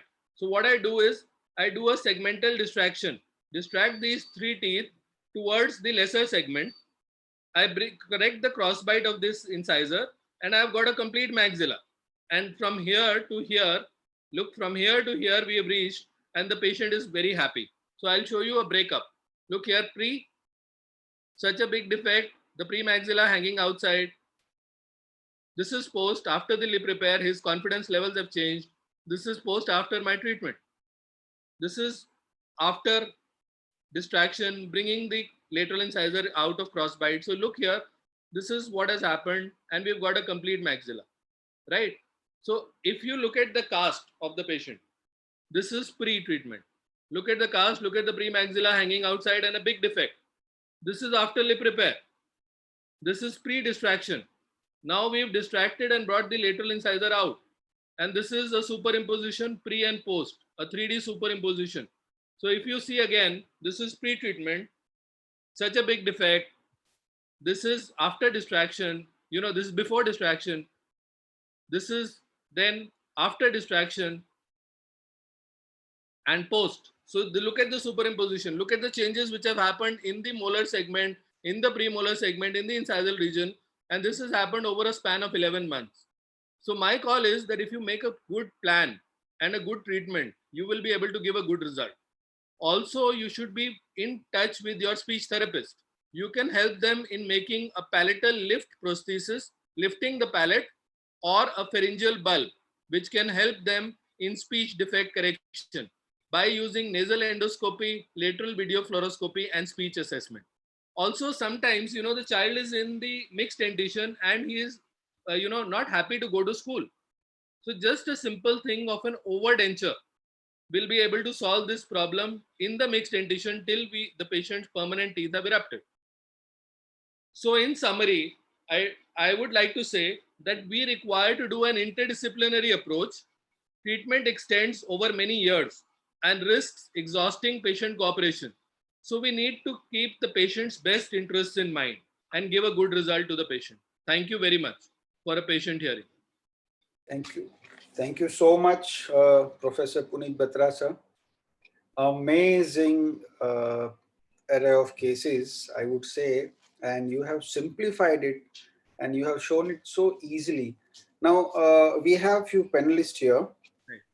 I would like to tell them to please put their cameras on, and if they can just give some brief reviews as well. Hina ma'am, Dr. Tapasya, and Dr. Mandava Prasad. Please have some words, ma'am, and Dr. Tapasya, if you can. Meanwhile, I have few questions. Like, as in some of the cases, what happens is, if we like, I was been associated with one of the association, that is a Cleft Children International German.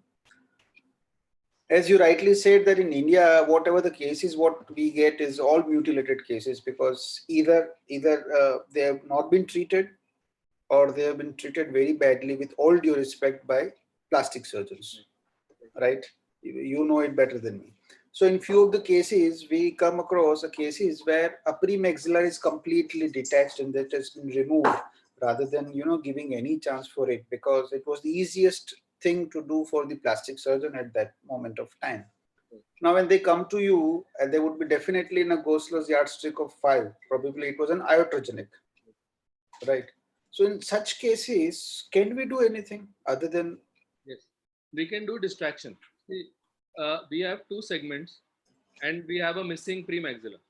Okay, so what we can do is there is something called as a train track distraction, meaning you can distract these lesser segments and make them come in the midline and then Okay, distract this maxilla out, meaning okay, you can do it simultaneously.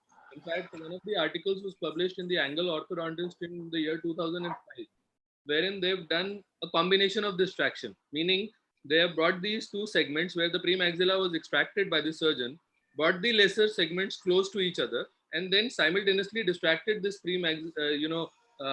maxilla forward to correct the class 3. So right. it can be done simultaneously. Because otherwise, you felt so helpless in such And cases. in many cases, if you can't do this distraction because if it's not available, then what you can do is that you can expand the lateral segments and then give a denture with acrylic teeth so that they act like a retainer for this expansion you've done. But if I wanted to do it, I would convince the patient to go for this distraction, wherein the lesser segments are brought forward and we distract the complete maxilla forward. Okay, then there's one more thing I would like to add on. It is like we have envelope of discrepancy, Right. right? As you have done a lot of cases and you have been associated with a lot of associations as well. Why don't you just advise something like that envelope of discrepancy for moving in the cleft lip and palate cases for orthodontics as well, like as in how much to that intrude and how much to do a tipping and all. See, like I mentioned again, that for us there are 2, 3 rules to follow. First rule is that never look at the molar relation. We orthodontists want to look at molar whether it's class 1, class 2, or class 3. Always look for the Gosselin score or the Baru yardstick. Right. First, we have to remove from our mind that we are orthodontists, so everything has to be molar relation related. Second, Right. which we have to look at is that the issue of lateral expansion, transverse changes, is not the bigger issue. You Right. can expand very easily. Any appliance you will put in, you will be able to expand. Even a single expansion plate you will put in, you will be able to expand. The Okay. issue is anterior posterior. Okay. Now, even the vertical dimension, I mentioned to you that there is now a rule. Earlier, the issue was that a descended premaxilla was the most difficult to counter. Right. You have a rule now that if you want to do a distraction osteolysis and intrude this premaxilla, you can do that at an early age. And orthodontic intrusion possible is 6 to 7 millimeters. Even up to 7 to 8 millimeters, you can intrude your incisors in a Right. child. And if it is more intrusion required, you'll need surgical intervention. So Okay. my issue is anterior posterior. And in Anterior posterior. anterior posterior, the rule is that 8 millimeters and above. Okay. You In know, some of the cases where the cleft is big, we yes, expand it. You had shown one case where you like surgeon has did a very nice tongue flap. yeah. You know. Yeah. So what is the retention protocol in such cases? Retention is lifetime. See, in cleft, I'll tell you a very, a funny example that we were sitting on. I was chairing a session in one of the Indian orthodontic conferences, and some very senior person was lecturing, and there was another orthodontist from Singapore. So the cases were excellent, just brilliant. And then, the question came about retention, and he said, we do the regular retention protocol. And therein, this lady walks off from the stage and she said, I have had enough. And when I talked to her in the lunchtime, she said that if you still do not realize that these patients need lifetime retention, then whatever True. you have done is a waste. So True. either don't do it, and if you do it, you have to ensure that you have done a lifetime retention for these patients. My purpose of asking such questions were because a lot of residents are attending this webinar. Can we take few questions? Are you fine with it? Also, Okay. I'll start with the people who asked me. One of the Dr. Hemadri Srirangam, she asked me that can we do a MARPE in Gosselin 4 and 5? yeah, why Marpe would you can easily do. There is no issue at all. Gosselin 4 and 5 is a anterior posterior relation. Okay, so what are you wanting to achieve with Marpe? I don't know. She asked this question like, Yeah. hey, yeah, My thing is that expansion can be done either way. You can, do it in an atraumatic way. You can do it in a traumatic way. It's your call. See, if right. it's Ultramake, we release the premaxilla, but the objective is not expansion. The Got it. objective is to make it loose for it to come forward. Right. So, MARPE definitely can be done. There is no issue. But what is the final objective of that procedure is which you have to think. Okay. Then there was a question by Dr. Samir Ahmed Malik. Should we consider doing functional orthopedic like AMD and face marks or consider orthognathic surgery later? What are the rationales for making the decision? Very good question. Actually, I mentioned in the presentation that, if the patient has an edge to edge bite and or a reverse overjet of maybe -1, -2 millimeter. Okay. Now, in cleft children, what happens? The incisors are slightly retroclined because of the pressure of the lip. So, as an orthodontist, you imagine that if the incisors were in proper relation and your reverse overjet was about 2 millimeters or Right. maybe 3 millimeters, you could bring this maxilla forward and you can hope to retain this correction also. But if it is a Gosselin 5, the reverse overjet is -5 or -6 millimeter, you might be happy by protracting using a face mask. I didn't show a few cases where recently we've started about 30 cases with mini plates. Now, if mini plate protraction you are doing or this protraction, you have to understand that the mandible will continue to grow till the age of 18 plus. So if the mandible is growing and you have corrected it right now, what have you done? Face mask is not an easy thing that you tell the patient to wear it for 6 months. You will ask the patient to wear it for, a retention period as well, and for some nighttime wear as well. And after that, this correction goes for a 6. I'll give you an example. In one of the meetings, I am also part of a parent association. So there was a discussion happening on whether we could go for face mask for a Gosselin 5 or not. Okay. And one of the parent got up and said that if eventually my child was going into orthognathic surgery and you made my child wear a face mask for 2 to 3 years extra, it is not correct. It's not, ethically correct. So my call is that face mask is a very good appliance, but the choice of patients has to be correct in them. We cannot go for a face mask for a Gosselin 5 or a high Gosselin 4 case. We should not. So, as a gold standard, Gosselin 4 or 5, AMD is first choice of appliance. AMD is something else. AMD is anterior maxillary There's a distraction. distraction what you had shown. Can we use it in a Gosselin 4 and get Yeah, Gosselin yeah, 5? we So, can definitely use it because if there are some indications for AMD also. The teeth cannot be moved beyond a range. Our RME appliances which we use for AMD, they also have a size. They cannot be expanded beyond a particular size. So there are some limitations of AMD also. The biological range of movement which can and be. do we have to give consideration to velopharyngeal competence as well while doing AMD? AMD, we definitely have to look at velopharyngeal incompetence because if there is a possibility of velopharyngeal incompetence, then AMD is a better procedure any day. Okay. It's not touching the posterior pharynx at all. Okay. There's a question from Dr. Namrata R. I somehow answered it. She is asking how cost effective is the aligner name, sir? Right. We did our first few cases and they were all because we made good friends. So they were free of cost. But we are actually working on some model to get the aligners made in India. And they would approximately be at the moment about $300. So That about 25,000 less than that. So that is what I asked. Like, so economics would be an issue for sure in community practice unless some CSR support is given. Yeah. And if you want to look into the article, it's online now. Or it's Ortho Aligner NAM. And Okay. we are working now on reducing the cost as well. Okay. There's a question from Dr. Ankur Durya. Sir, can the girl in which came to you before marriage, what have you done in that patient? Particularly first patient, you said that she has only 11 months and, Yeah. so what you have done, that is what he's asking. The first patient, as far as I remember, was a patient where, there was a big defect and we did segmental distraction. We distracted and brought the teeth together and aligned them. Okay. There's a question from Dr. Navraj Matru. Which appliance was used to do dentoalveolar distraction to close the cleft space? We fabricated our own distractor. What we did was we milled a special appliance. My lab fellow came and I designed the appliance for him, and then he made. Actually, we did a combination.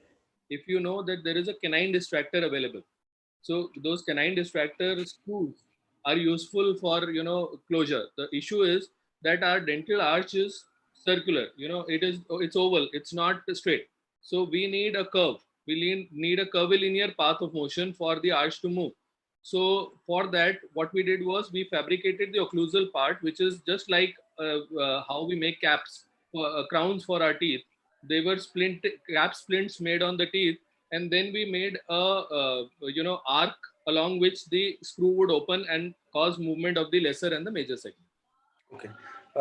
Then Dr. Aisha Nagpal, she asked about how was the open bite corrected, especially in the case where only you were allowed. We put mini screws and intruded the molars. No, when only you were allowed to do genioplasty, right? So we put mini screws on the molars and intruded them. Okay. Now I will take another question. So can we use? Okay. From by Dr. Adil Ahmed. Any chance of bone dehiscence when moving forward by distractor? Any chance of bone dehiscence? Yeah, there is a chance of bone dehiscence. You have to be careful about the vascularity of the tissue. When you do the cut, I go to the OT myself with the surgeon, and I ensure that the palatal mucosa should not be cut. If while making the osteotomy, while you do the lingual osteotomy, there is a cut, then there will be a problem. Okay, the Dr. Aisha Nekpal is asking again, what can be done for the LR flaring? For the LR flaring, you will have to have a nostril surgery. When you do the final lip nose revision, you have to have this nostril brought closer. There are suggestions by surgeons that you put a nostril cinch suture. You have a cinch suture for the nostril, but in most cases, you will need a surgical procedure to bring this nostril closer. Okay, Dr. Sefali Kedam wants us to know about the protocol of using Dyna cleft. For how many hours it should be given to the patient? The rule is just like aligners, 20 hours a day. So you should, any appliance which you give for molding, you should at least wear it for 20 hours a day. Okay, Dr. Priya Bishwas wanted to ask about Tremec once again. Right. See, Tremec was given by APA. And in Tremec, the principle is that if you use a normal RME screw, what will you have? You will have motion in one plane. There will be, when you expand, when you use an expansion screw, what happens? There is opening and closure happening in one plane. But when you want to break the sutures, you want movement in this plane. Okay. So what you do is you need a screw which can actually cause this kind of motion, not this kind of motion. So it loosens. So Tremec screw was made in Taipei. It was fabricated in Taipei, but the company stopped manufacturing it few years back. So, Maria Mazzini from Italy, she modified the RMA screw and made it simple for us. What she did was two V-shaped expansion screws were used and they were cut and joined into one screw. So and the wire was soldered on top. So if you solder a wire on top, what happens now is it is a flexible appliance. So when you expand, you are actually, cutting the maxilla, you are expanding and contracting. So what are you doing? You are splitting the maxilla and freeing it. Once the maxilla is free, you can protract it forward easily. Okay. Dr. George Jose wanted to ask, sir, in cases of orthodontic correction of adult dentition, when you say distraction has been done, do you mean the RME procedure alone or was an osteotomy cuts placed? Osteotomy. Distraction is done. You need an osteotomy. Okay. Dr. Arun Kishore, AG. Thanks, Professor, for excellent presentation. How will you plan maxillary expansion and protraction in a retrognathic maxilla cases with a severe maxillary oligodontia, especially when the parents oppose TADs? That is difficult. If they oppose TADs, are also less. In fact, we have done, like I told you, a few cases where we put bone plates and protract it. So I would not touch that patient at that stage and protract. I would rather wait for the child to grow up and then start any treatment. And in cases of oligodontia, you don't have anything else to also Hold have. on. Yeah, so your splint will keep on coming out, and it's not a easy procedure for every time to, what will happen that while you are distracting or while you are moving, every time everything goes back, it's very difficult. Dr. Sumant Kumar, sir, how do we minimize anchorage of lesser segment when distracting greater segment against a lesser segment? See, we are not touching the lesser segment at all. If you notice the distractor I made, I didn't do anything to the lesser segment. So it was just moving one segment. The major segment was moved to one side. But if you want to try that, you can put just like a TPA. You could have a cap splint on the lesser segment as well and join it with metal in between, just like a TPA, so that both the major segments are held together as a unit, just like a TPA. Dr. Pallavi Kusum, sir, thank you for the excellent presentation. Can you please elaborate indigenous design distractor of yours? You have any article on that? Article is just in the process of publishing. The one for the bilateral has been published in the Cleft Palate Journal. If you do it in 2015, it's already there about how to design it and how to do the bilateral distraction. If you can just share the link with me, I will share with all the participants. Then Dr. Sumant Kumar, meant how we minimize, okay, same question you already asked. Dr. Swapnil Pardeshi, sir, what is the extent of distraction osteolysis? Distraction osteolysis, the maximum amount you can do, about 5 to 6 millimeters. Okay. Dr. Bano, what is the modified Mazzini? You already explained. So, velopharyngeal, Dr. Sweta Singh, velopharyngeal insufficiency should be, we have already discussed about it. Dr. Boma Sani, is there any need for surgical correction of soft palate if involved? Yes. Yeah, if soft palate is involved, see, you want to minimize the surgery. So soft palate surgery, I advocate if a patient is not speaking well, a patient is a school going child. He is just entered school and he is not able to speak well. So what they do is they do a video fluoroscopy. They, just like a lateral cephalogram, they put a dye and they see the movement of the soft palate. If the soft palate is not rising enough or it's not closing, it's not giving a posterior seal enough, then the palatoplasty should be done earlier than anything else, because it's very important for this child to speak in school. If he is not able to, his confidence levels will be much, much lower. Okay, so which is better in unilateral CLP, bone graft versus distraction? Which is better? See, both of them are separate procedures. Bone graft is the most important procedure because you try to realize that if you have a complete maxilla, that will be very easy for you when you do any surgical procedure. If you wanted to do an osteotomy or you wanted to do a complete maxillary distraction, if the maxilla was 2-piece or 3-piece, it was much more difficult to handle than a single piece. So bone graft is a separate procedure altogether. In my eyes, the success of cleft treatment is what I told you, good primary surgery. Among them, the first important thing is the good primary bone graft. We call it secondary alveolar bone graft, but the word primary is added to it. Why? Because it's being done for the first time.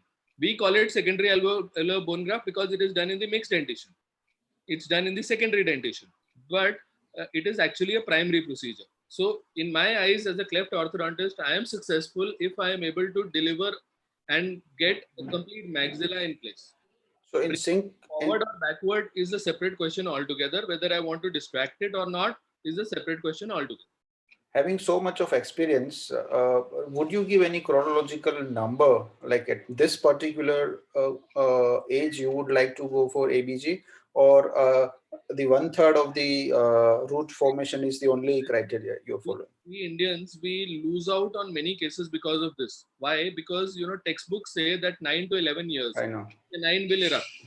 What happens is that many times this the dental growth of the cleft is delayed. The canine root is formed much later. So Right. the surgeon has done the bone graft at 10 years. Now the tooth has not erupted through it. So what happens is that bone is gone. The bone is finished. So you'll have to do a regraft. So the most important thing is to look at the OPG. Once you look at the OPG, you will be able to see that it's a lateral coming into the graft or a canine. It might be a small supernumerary teeth which might be coming in through the graft. So if that root of that tooth is 2/3 formed, I am ready for the bone graft. Okay. I am not interested in the age at all. Sir, what is like how to get muscle balance in bilateral CLP after surgery? Dr. Boma Sani. Muscle balance, as in, see, uh, you when you do the lip surgery, it is for the surgeon to make sure that the muscle fibrils on both the sides are, intertwined with each other. There is something called as a whistle deformity. The child is told to whistle. Got it. And What in is bilaterals, you are able to see that the fibers of the muscles are not able to cross on the opposite side. So what is your suggestion for the best possible graft other than iliac crest? the best possible graft I have had experiences is the tibia. Tibia. In fact, we were going to publish in UK when I was there with Professor Jan Lilja in Sweden. They had, 3 cases where the what do you call tibia fractured. Right. The problem is that kids in Europe are very active. So what they looked at those 3 cases and they were very worried that tibia can fracture when you take bone from there. But in those 3 cases, they found that one of the child had jumped from the 2nd floor of the house after 1 week of surgery, and the other had gone to play football. So the best side besides the iliac crest is a tibia. Okay. Can we take more questions, or are you tired, or you're done? Can we take more questions? Yeah, sure. Dr. Puneet? Yes, yes. Yes, we can. Hello?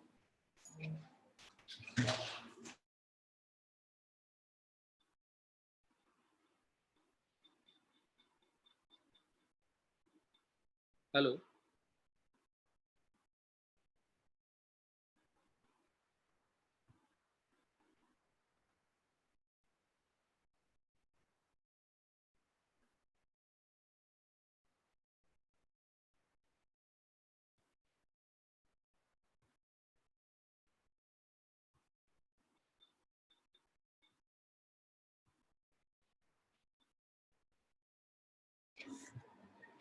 Sorry, my connection got lost. No problem.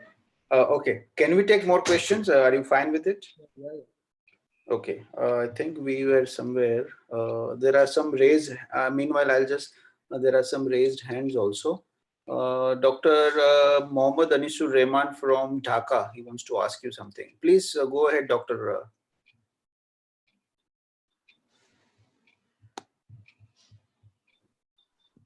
Dr. Rehman.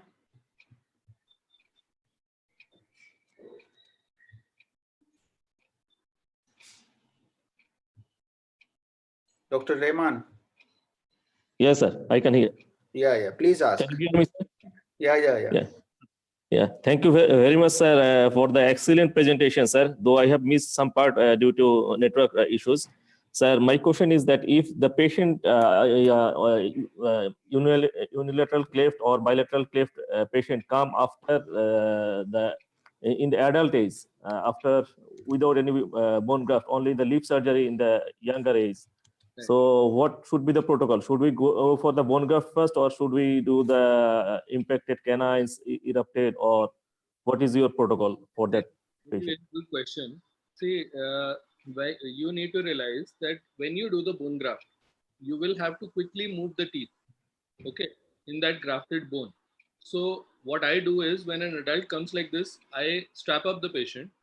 I usually place brackets, at the cleft defect. I will put angulated brackets so that I am not moving the roots into the defect. And after I have got the bone graft done, I quickly move the roots of the teeth in that area.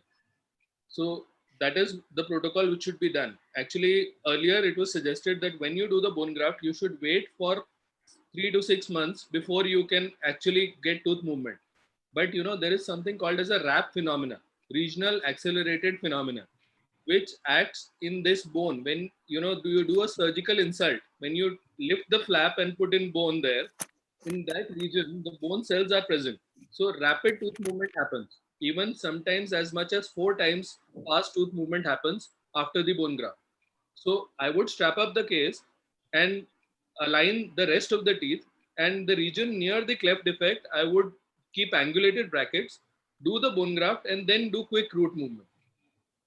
Okay, there's a relevant question also. Like if patient comes to you from this question is from Kane, I don't know Kane, said if bone grafting is not been done, yes, right, and expansion is still required, yes, what would you prefer? Whether grafting should be done prior to the expansion? In fact, when I do a course for cleft orthodontics, I teach them that you do expansion before or you do expansion after. It has no meaning. It doesn't spoil the bone graft. There is literature which says that you can do expansion 1 month, 6 months, 2 years after the bone graft, or you do it before the bone graft. Both of them will give similar result. There is no issue. It doesn't spoil that alveolar bone. Expansion happens in the, it doesn't happen in the alveolar region alone. Okay, there's a question, sir, how to manage any fistula if open up in between the treatment? You have to go for a secondary closure. There is no other way. Okay, question from Dr. Priya Biswas. Sir, how much should be the length of defect for the bone graft success? See, till now, research says that the length of the defect is not the big issue. See, the defect will be long from the nasal floor till the place where the crest of the ridge is. But the width of the region where you are grafting, if it is more than 1 centimeter, it is wiser to make it smaller so that the chances of success are increased. Got it. Okay, there is a question from Dr. Sumit Deshpande. So do you prefer using acrylic splint or metallic splint for the rigid external distraction of maxilla? You can use either. Either. It doesn't matter. You can use an acrylic splint or you can use a steel splint. Samir Ahmad Malik, can we consider root submergence for grossly palatal displaced premolars as opposed to extraction to the preserved bone? I didn't get you. I also didn't get. Can we consider root submergence of grossly palatal displaced premolar as opposed to extraction to the preserved bone? To preserve bone. See, the region where the tooth has erupted in the palate, that bone we are not bothered about. See, if you realize, when we do bone graft, we are doing alveolar bone graft. We are creating the alveolar bone. The palatal bone of the palatal shelf is never there. In the cleft child, you are not grafting any bone in the palate. So you don't need to worry. If you want to just submerge it because of that factor, it's not a big deal. You can extract that premolar. But if you use a NITA expander, what it does is it has got a molar discalization effect. So it displaces the molar and creates space for the premolars to come into the arch. So premolars which are palatally displaced, if you place a NITA expander properly, you can do a discalization of the molar and these premolars will come into the arch. Okay, there is a nice question by Dr. Vasudevan. He's asking about the vector control during distraction. Very difficult, and you have to be very vigilant. If you're not vigilant, the word used for that is called molding the callus. While you're distracting, there is a new tissue which is forming in between the broken bone segments. So this can be molded, but if you delay that molding the callus, then whatever open bite or whatever defect you have created, that will become permanent and it will become difficult for you to do a second surgery and correct it. So my call is that it's very important. Vector control is very important. You have to continuously monitor it. You might not be good at it. You might lose the vector control in the middle of the treatment, but by using differential elastic traction, you will have to correct it. You'll have to bring the occlusion in the place where you want it to come. Okay, sir, Dr. Bano is asking, why is the tongue flap preferred? Why is the term? Tongue flap has been preferred. See, the case where I showed you the tongue flap, it is a case where there was only 5 millimeter of attached gingiva left near the teeth, and there is no tissue at all left. If there was a little bit tissue also, you would use a buccal mucosa flap. but buccal mucosa flap cannot, create such a big defect. So tongue flap is used. You take the tongue tissue, put it up, and allow it to vascularize for 3 weeks, and then segment the tongue. So Okay. tongue flap is used. I would prefer to use it very, very sparingly, very, very rarely. But when the defect is so big, it is wise to use the tongue. Okay. There are so many questions which have been repeating, but I'll ask the relevant which has not been asked. So, anonymous attendee is asking you, face mask protraction with Tremec protocol before or after ABG? It has nothing to do with it. You have already explained. You have to look at the very, very relevant in one sense that, many times we are protracting and we are super excited that the maxilla is coming forward.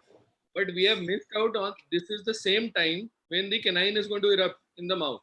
So, you have to be very, very vigilant at that time that when you're protracting, as an orthodontist, we are looking at the overjet reducing and we are very happy. But we have lost the time and you can see the tip of the canine coming into the defect. So you have to be very vigilant because this is a common timing. The timing for the bone graft and the timing for face mask protraction is almost similar. So you have to be very vigilant. What I do is that I had decide on day one whether I am doing an expansion for bone graft or I am doing a protraction and bone graft preparation together. So if I am doing a protraction and bone graft preparation together, I have an indicator to say that after 3 months, I have to repeat an X-ray to see whether the canine root is now tooth formed or not. If I don't do that, I might skip the time when the tooth has erupted and I have lost the advantage. So you can continue protraction even after that, but don't lose out on that time. There is a very nice question by Dr. Navlin Bhatia, who got inspired with your cleft lip and palate lecture. Post PG in ortho, where to pursue career in cleft, sir? See, I'll tell you what, there are a number of courses happening. In fact, I started one in Wardha in Sharad Pawar Dental College about 5 years ago, and it was for 2 years. Now we are starting a program in January in Delhi, and it will be spread over, it will go to 5 countries where we will be training for cleft, and it will be a 3-week, 21-day fellowship for 1 year. You have to come thrice for a week to learn. At the moment, I do a program in Konkan University in Thailand, where there are people who come from, Thailand, Philippines, Laos, Cambodia, Vietnam. UK, it's a very cost-effective course. Otherwise, the best course, is something called as FCFD, Fellowship in Craniofacial Dentistry. This is under Dr. Eric Liu in Taiwan, in the Changgung Memorial Hospital in Taiwan, which is one of the best courses. So if you can spare 1 or 2 years, you can go there and attend. If you would want to, learn here, you can send me an application. I can help you. If you want to get admission in Konkan, again, it's a modular program, so I can refer you there. Okay. So when to extract and when to retain teeth in cleft? I usually, am very, very conservative in extraction. I don't want to extract a tooth until I realize that it is going to be of no use. So I keep all the teeth till the time I know that I am not going to, I have no role for this tooth in the arch anymore. So first of all, align your teeth, make sure what is your objective of treatment. Once you have achieved those objectives, only then extract. Don't be in a hurry to extract teeth. Okay. They are asking about individual cases. I would give your email address for that purpose and they could forward it to you. I'll just take the relevant questions. Sir, activation of, this is Dr. Ankur Agarwal. Sir, activation of PNAM, one time is better or multiple activation? I told you, see, we published in the journal that if you do one-time activation or you do per weekly activation, both alveolar molding results are same. My question is about nasal molding. See, if you activate the appliance once for alveolar molding, it's enough. But when you are doing nasal molding, you have to be, dynamic, because as the nose is uprighting, you have to know how much pressure and which direction for the force to be active. So for me, if the patient cannot travel, I would activate the NAM appliance once. And when he comes for nasal molding, I'll tell them to click a picture and send me every time so that they can change the vector of the force which is uprighting the nostril. Sir, how do we control when we move the segment in arc form? Yeah, This is that's what I was explaining, that where you have to have a curvilinear path. And yes. in fact, I will forward you all the articles published about segmental distraction, about how different types of appliances have been used worldwide. But the concept is basically similar, that you want a palatal as well as a buccal control over the movement of the tooth in an arc form. So I will forward to Ajay sir all the relevant articles, and you can go through them. Sir, few questions only now, not much, because Namrata R is asking again, in your opinion, which is the best method of procuring impression from the babies? I guess now if you have a scanner would be better. Scanner is very difficult to take impressions for But baby. wand is very big. Yeah, because the scanner head is very big. In fact, there are three centers. I'll tell you about briefly about the research. We have three centers in the world who did the aligner NAM cases first. We were able to publish it first, but now there are people who are working on scanner heads, and there is a university in China, one in US, and we are also working on a scanner head to make it small so that it can scan the baby. It's very difficult, babies are quite they move very fast, but definitely, the elastomeric material is the best material to take the impression. Uh, Try to realize that it's a very, very tricky procedure.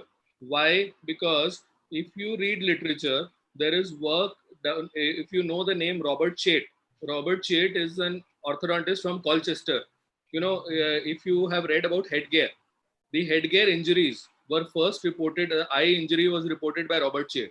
So he is a person who reports controversies about orthodontic appliances, and he did a survey in UK where he sent a survey about how many times people had problems in taking an impression. Right. Now, out of the 192 responses he got, about 90% of the people were in a situation which was life threatening to the cleft child.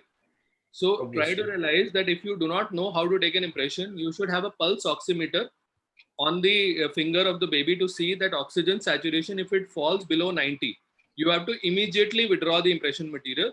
You have to use an elastomeric material, never use alginate.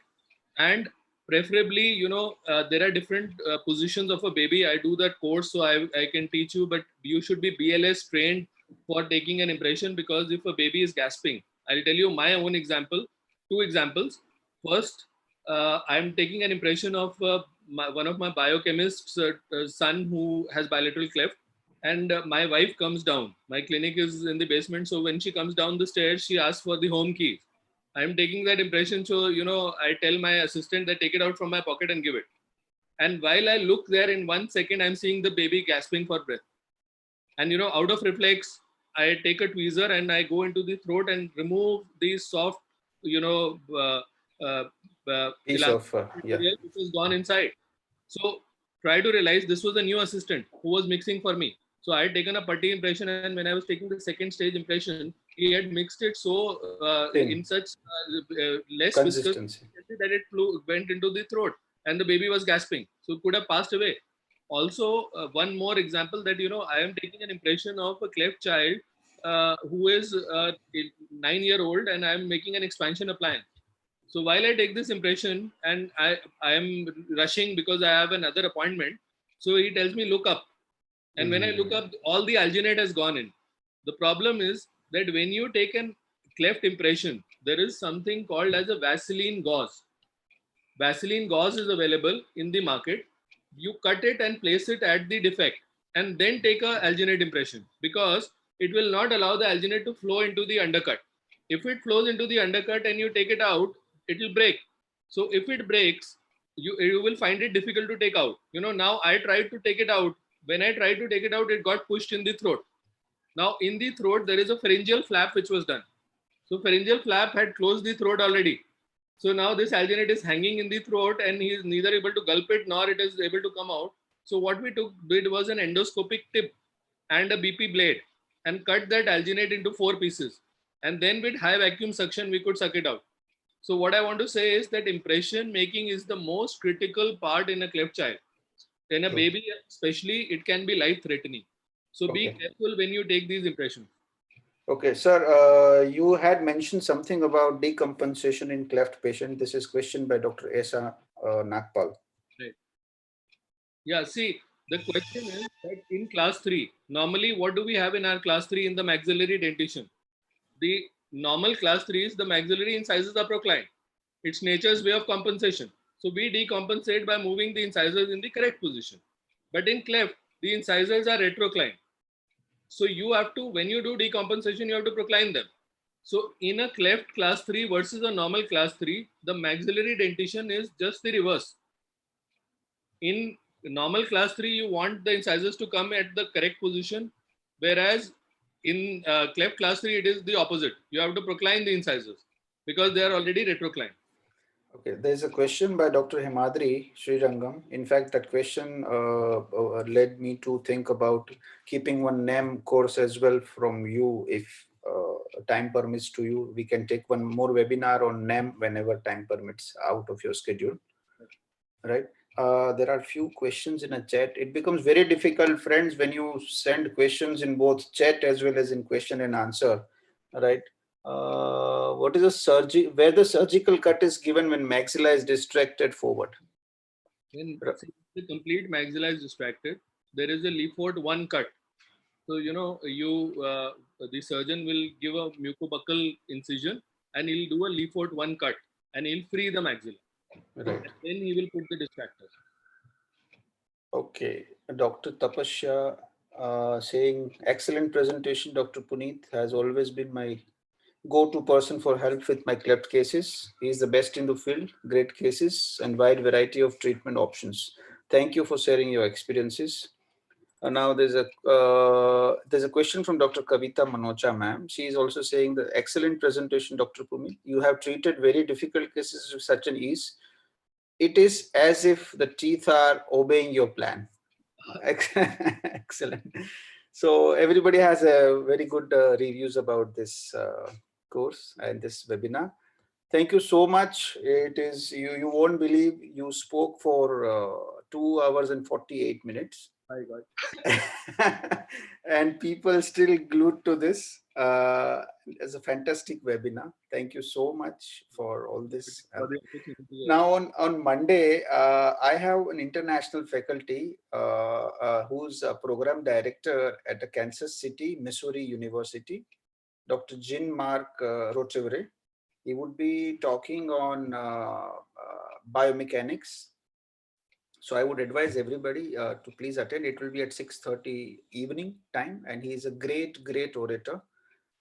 Sought after in cases of like biomechanics. So, and thank you so much, Dr. Puneet. And in fact, I actually forgot to tell you guys that Dr. Puneet, it's a very proud moment for all of us that he is an immediate past president of Indian Cleft, Lip and Palate Society, which is consisting of all the interdisciplinary fraternities.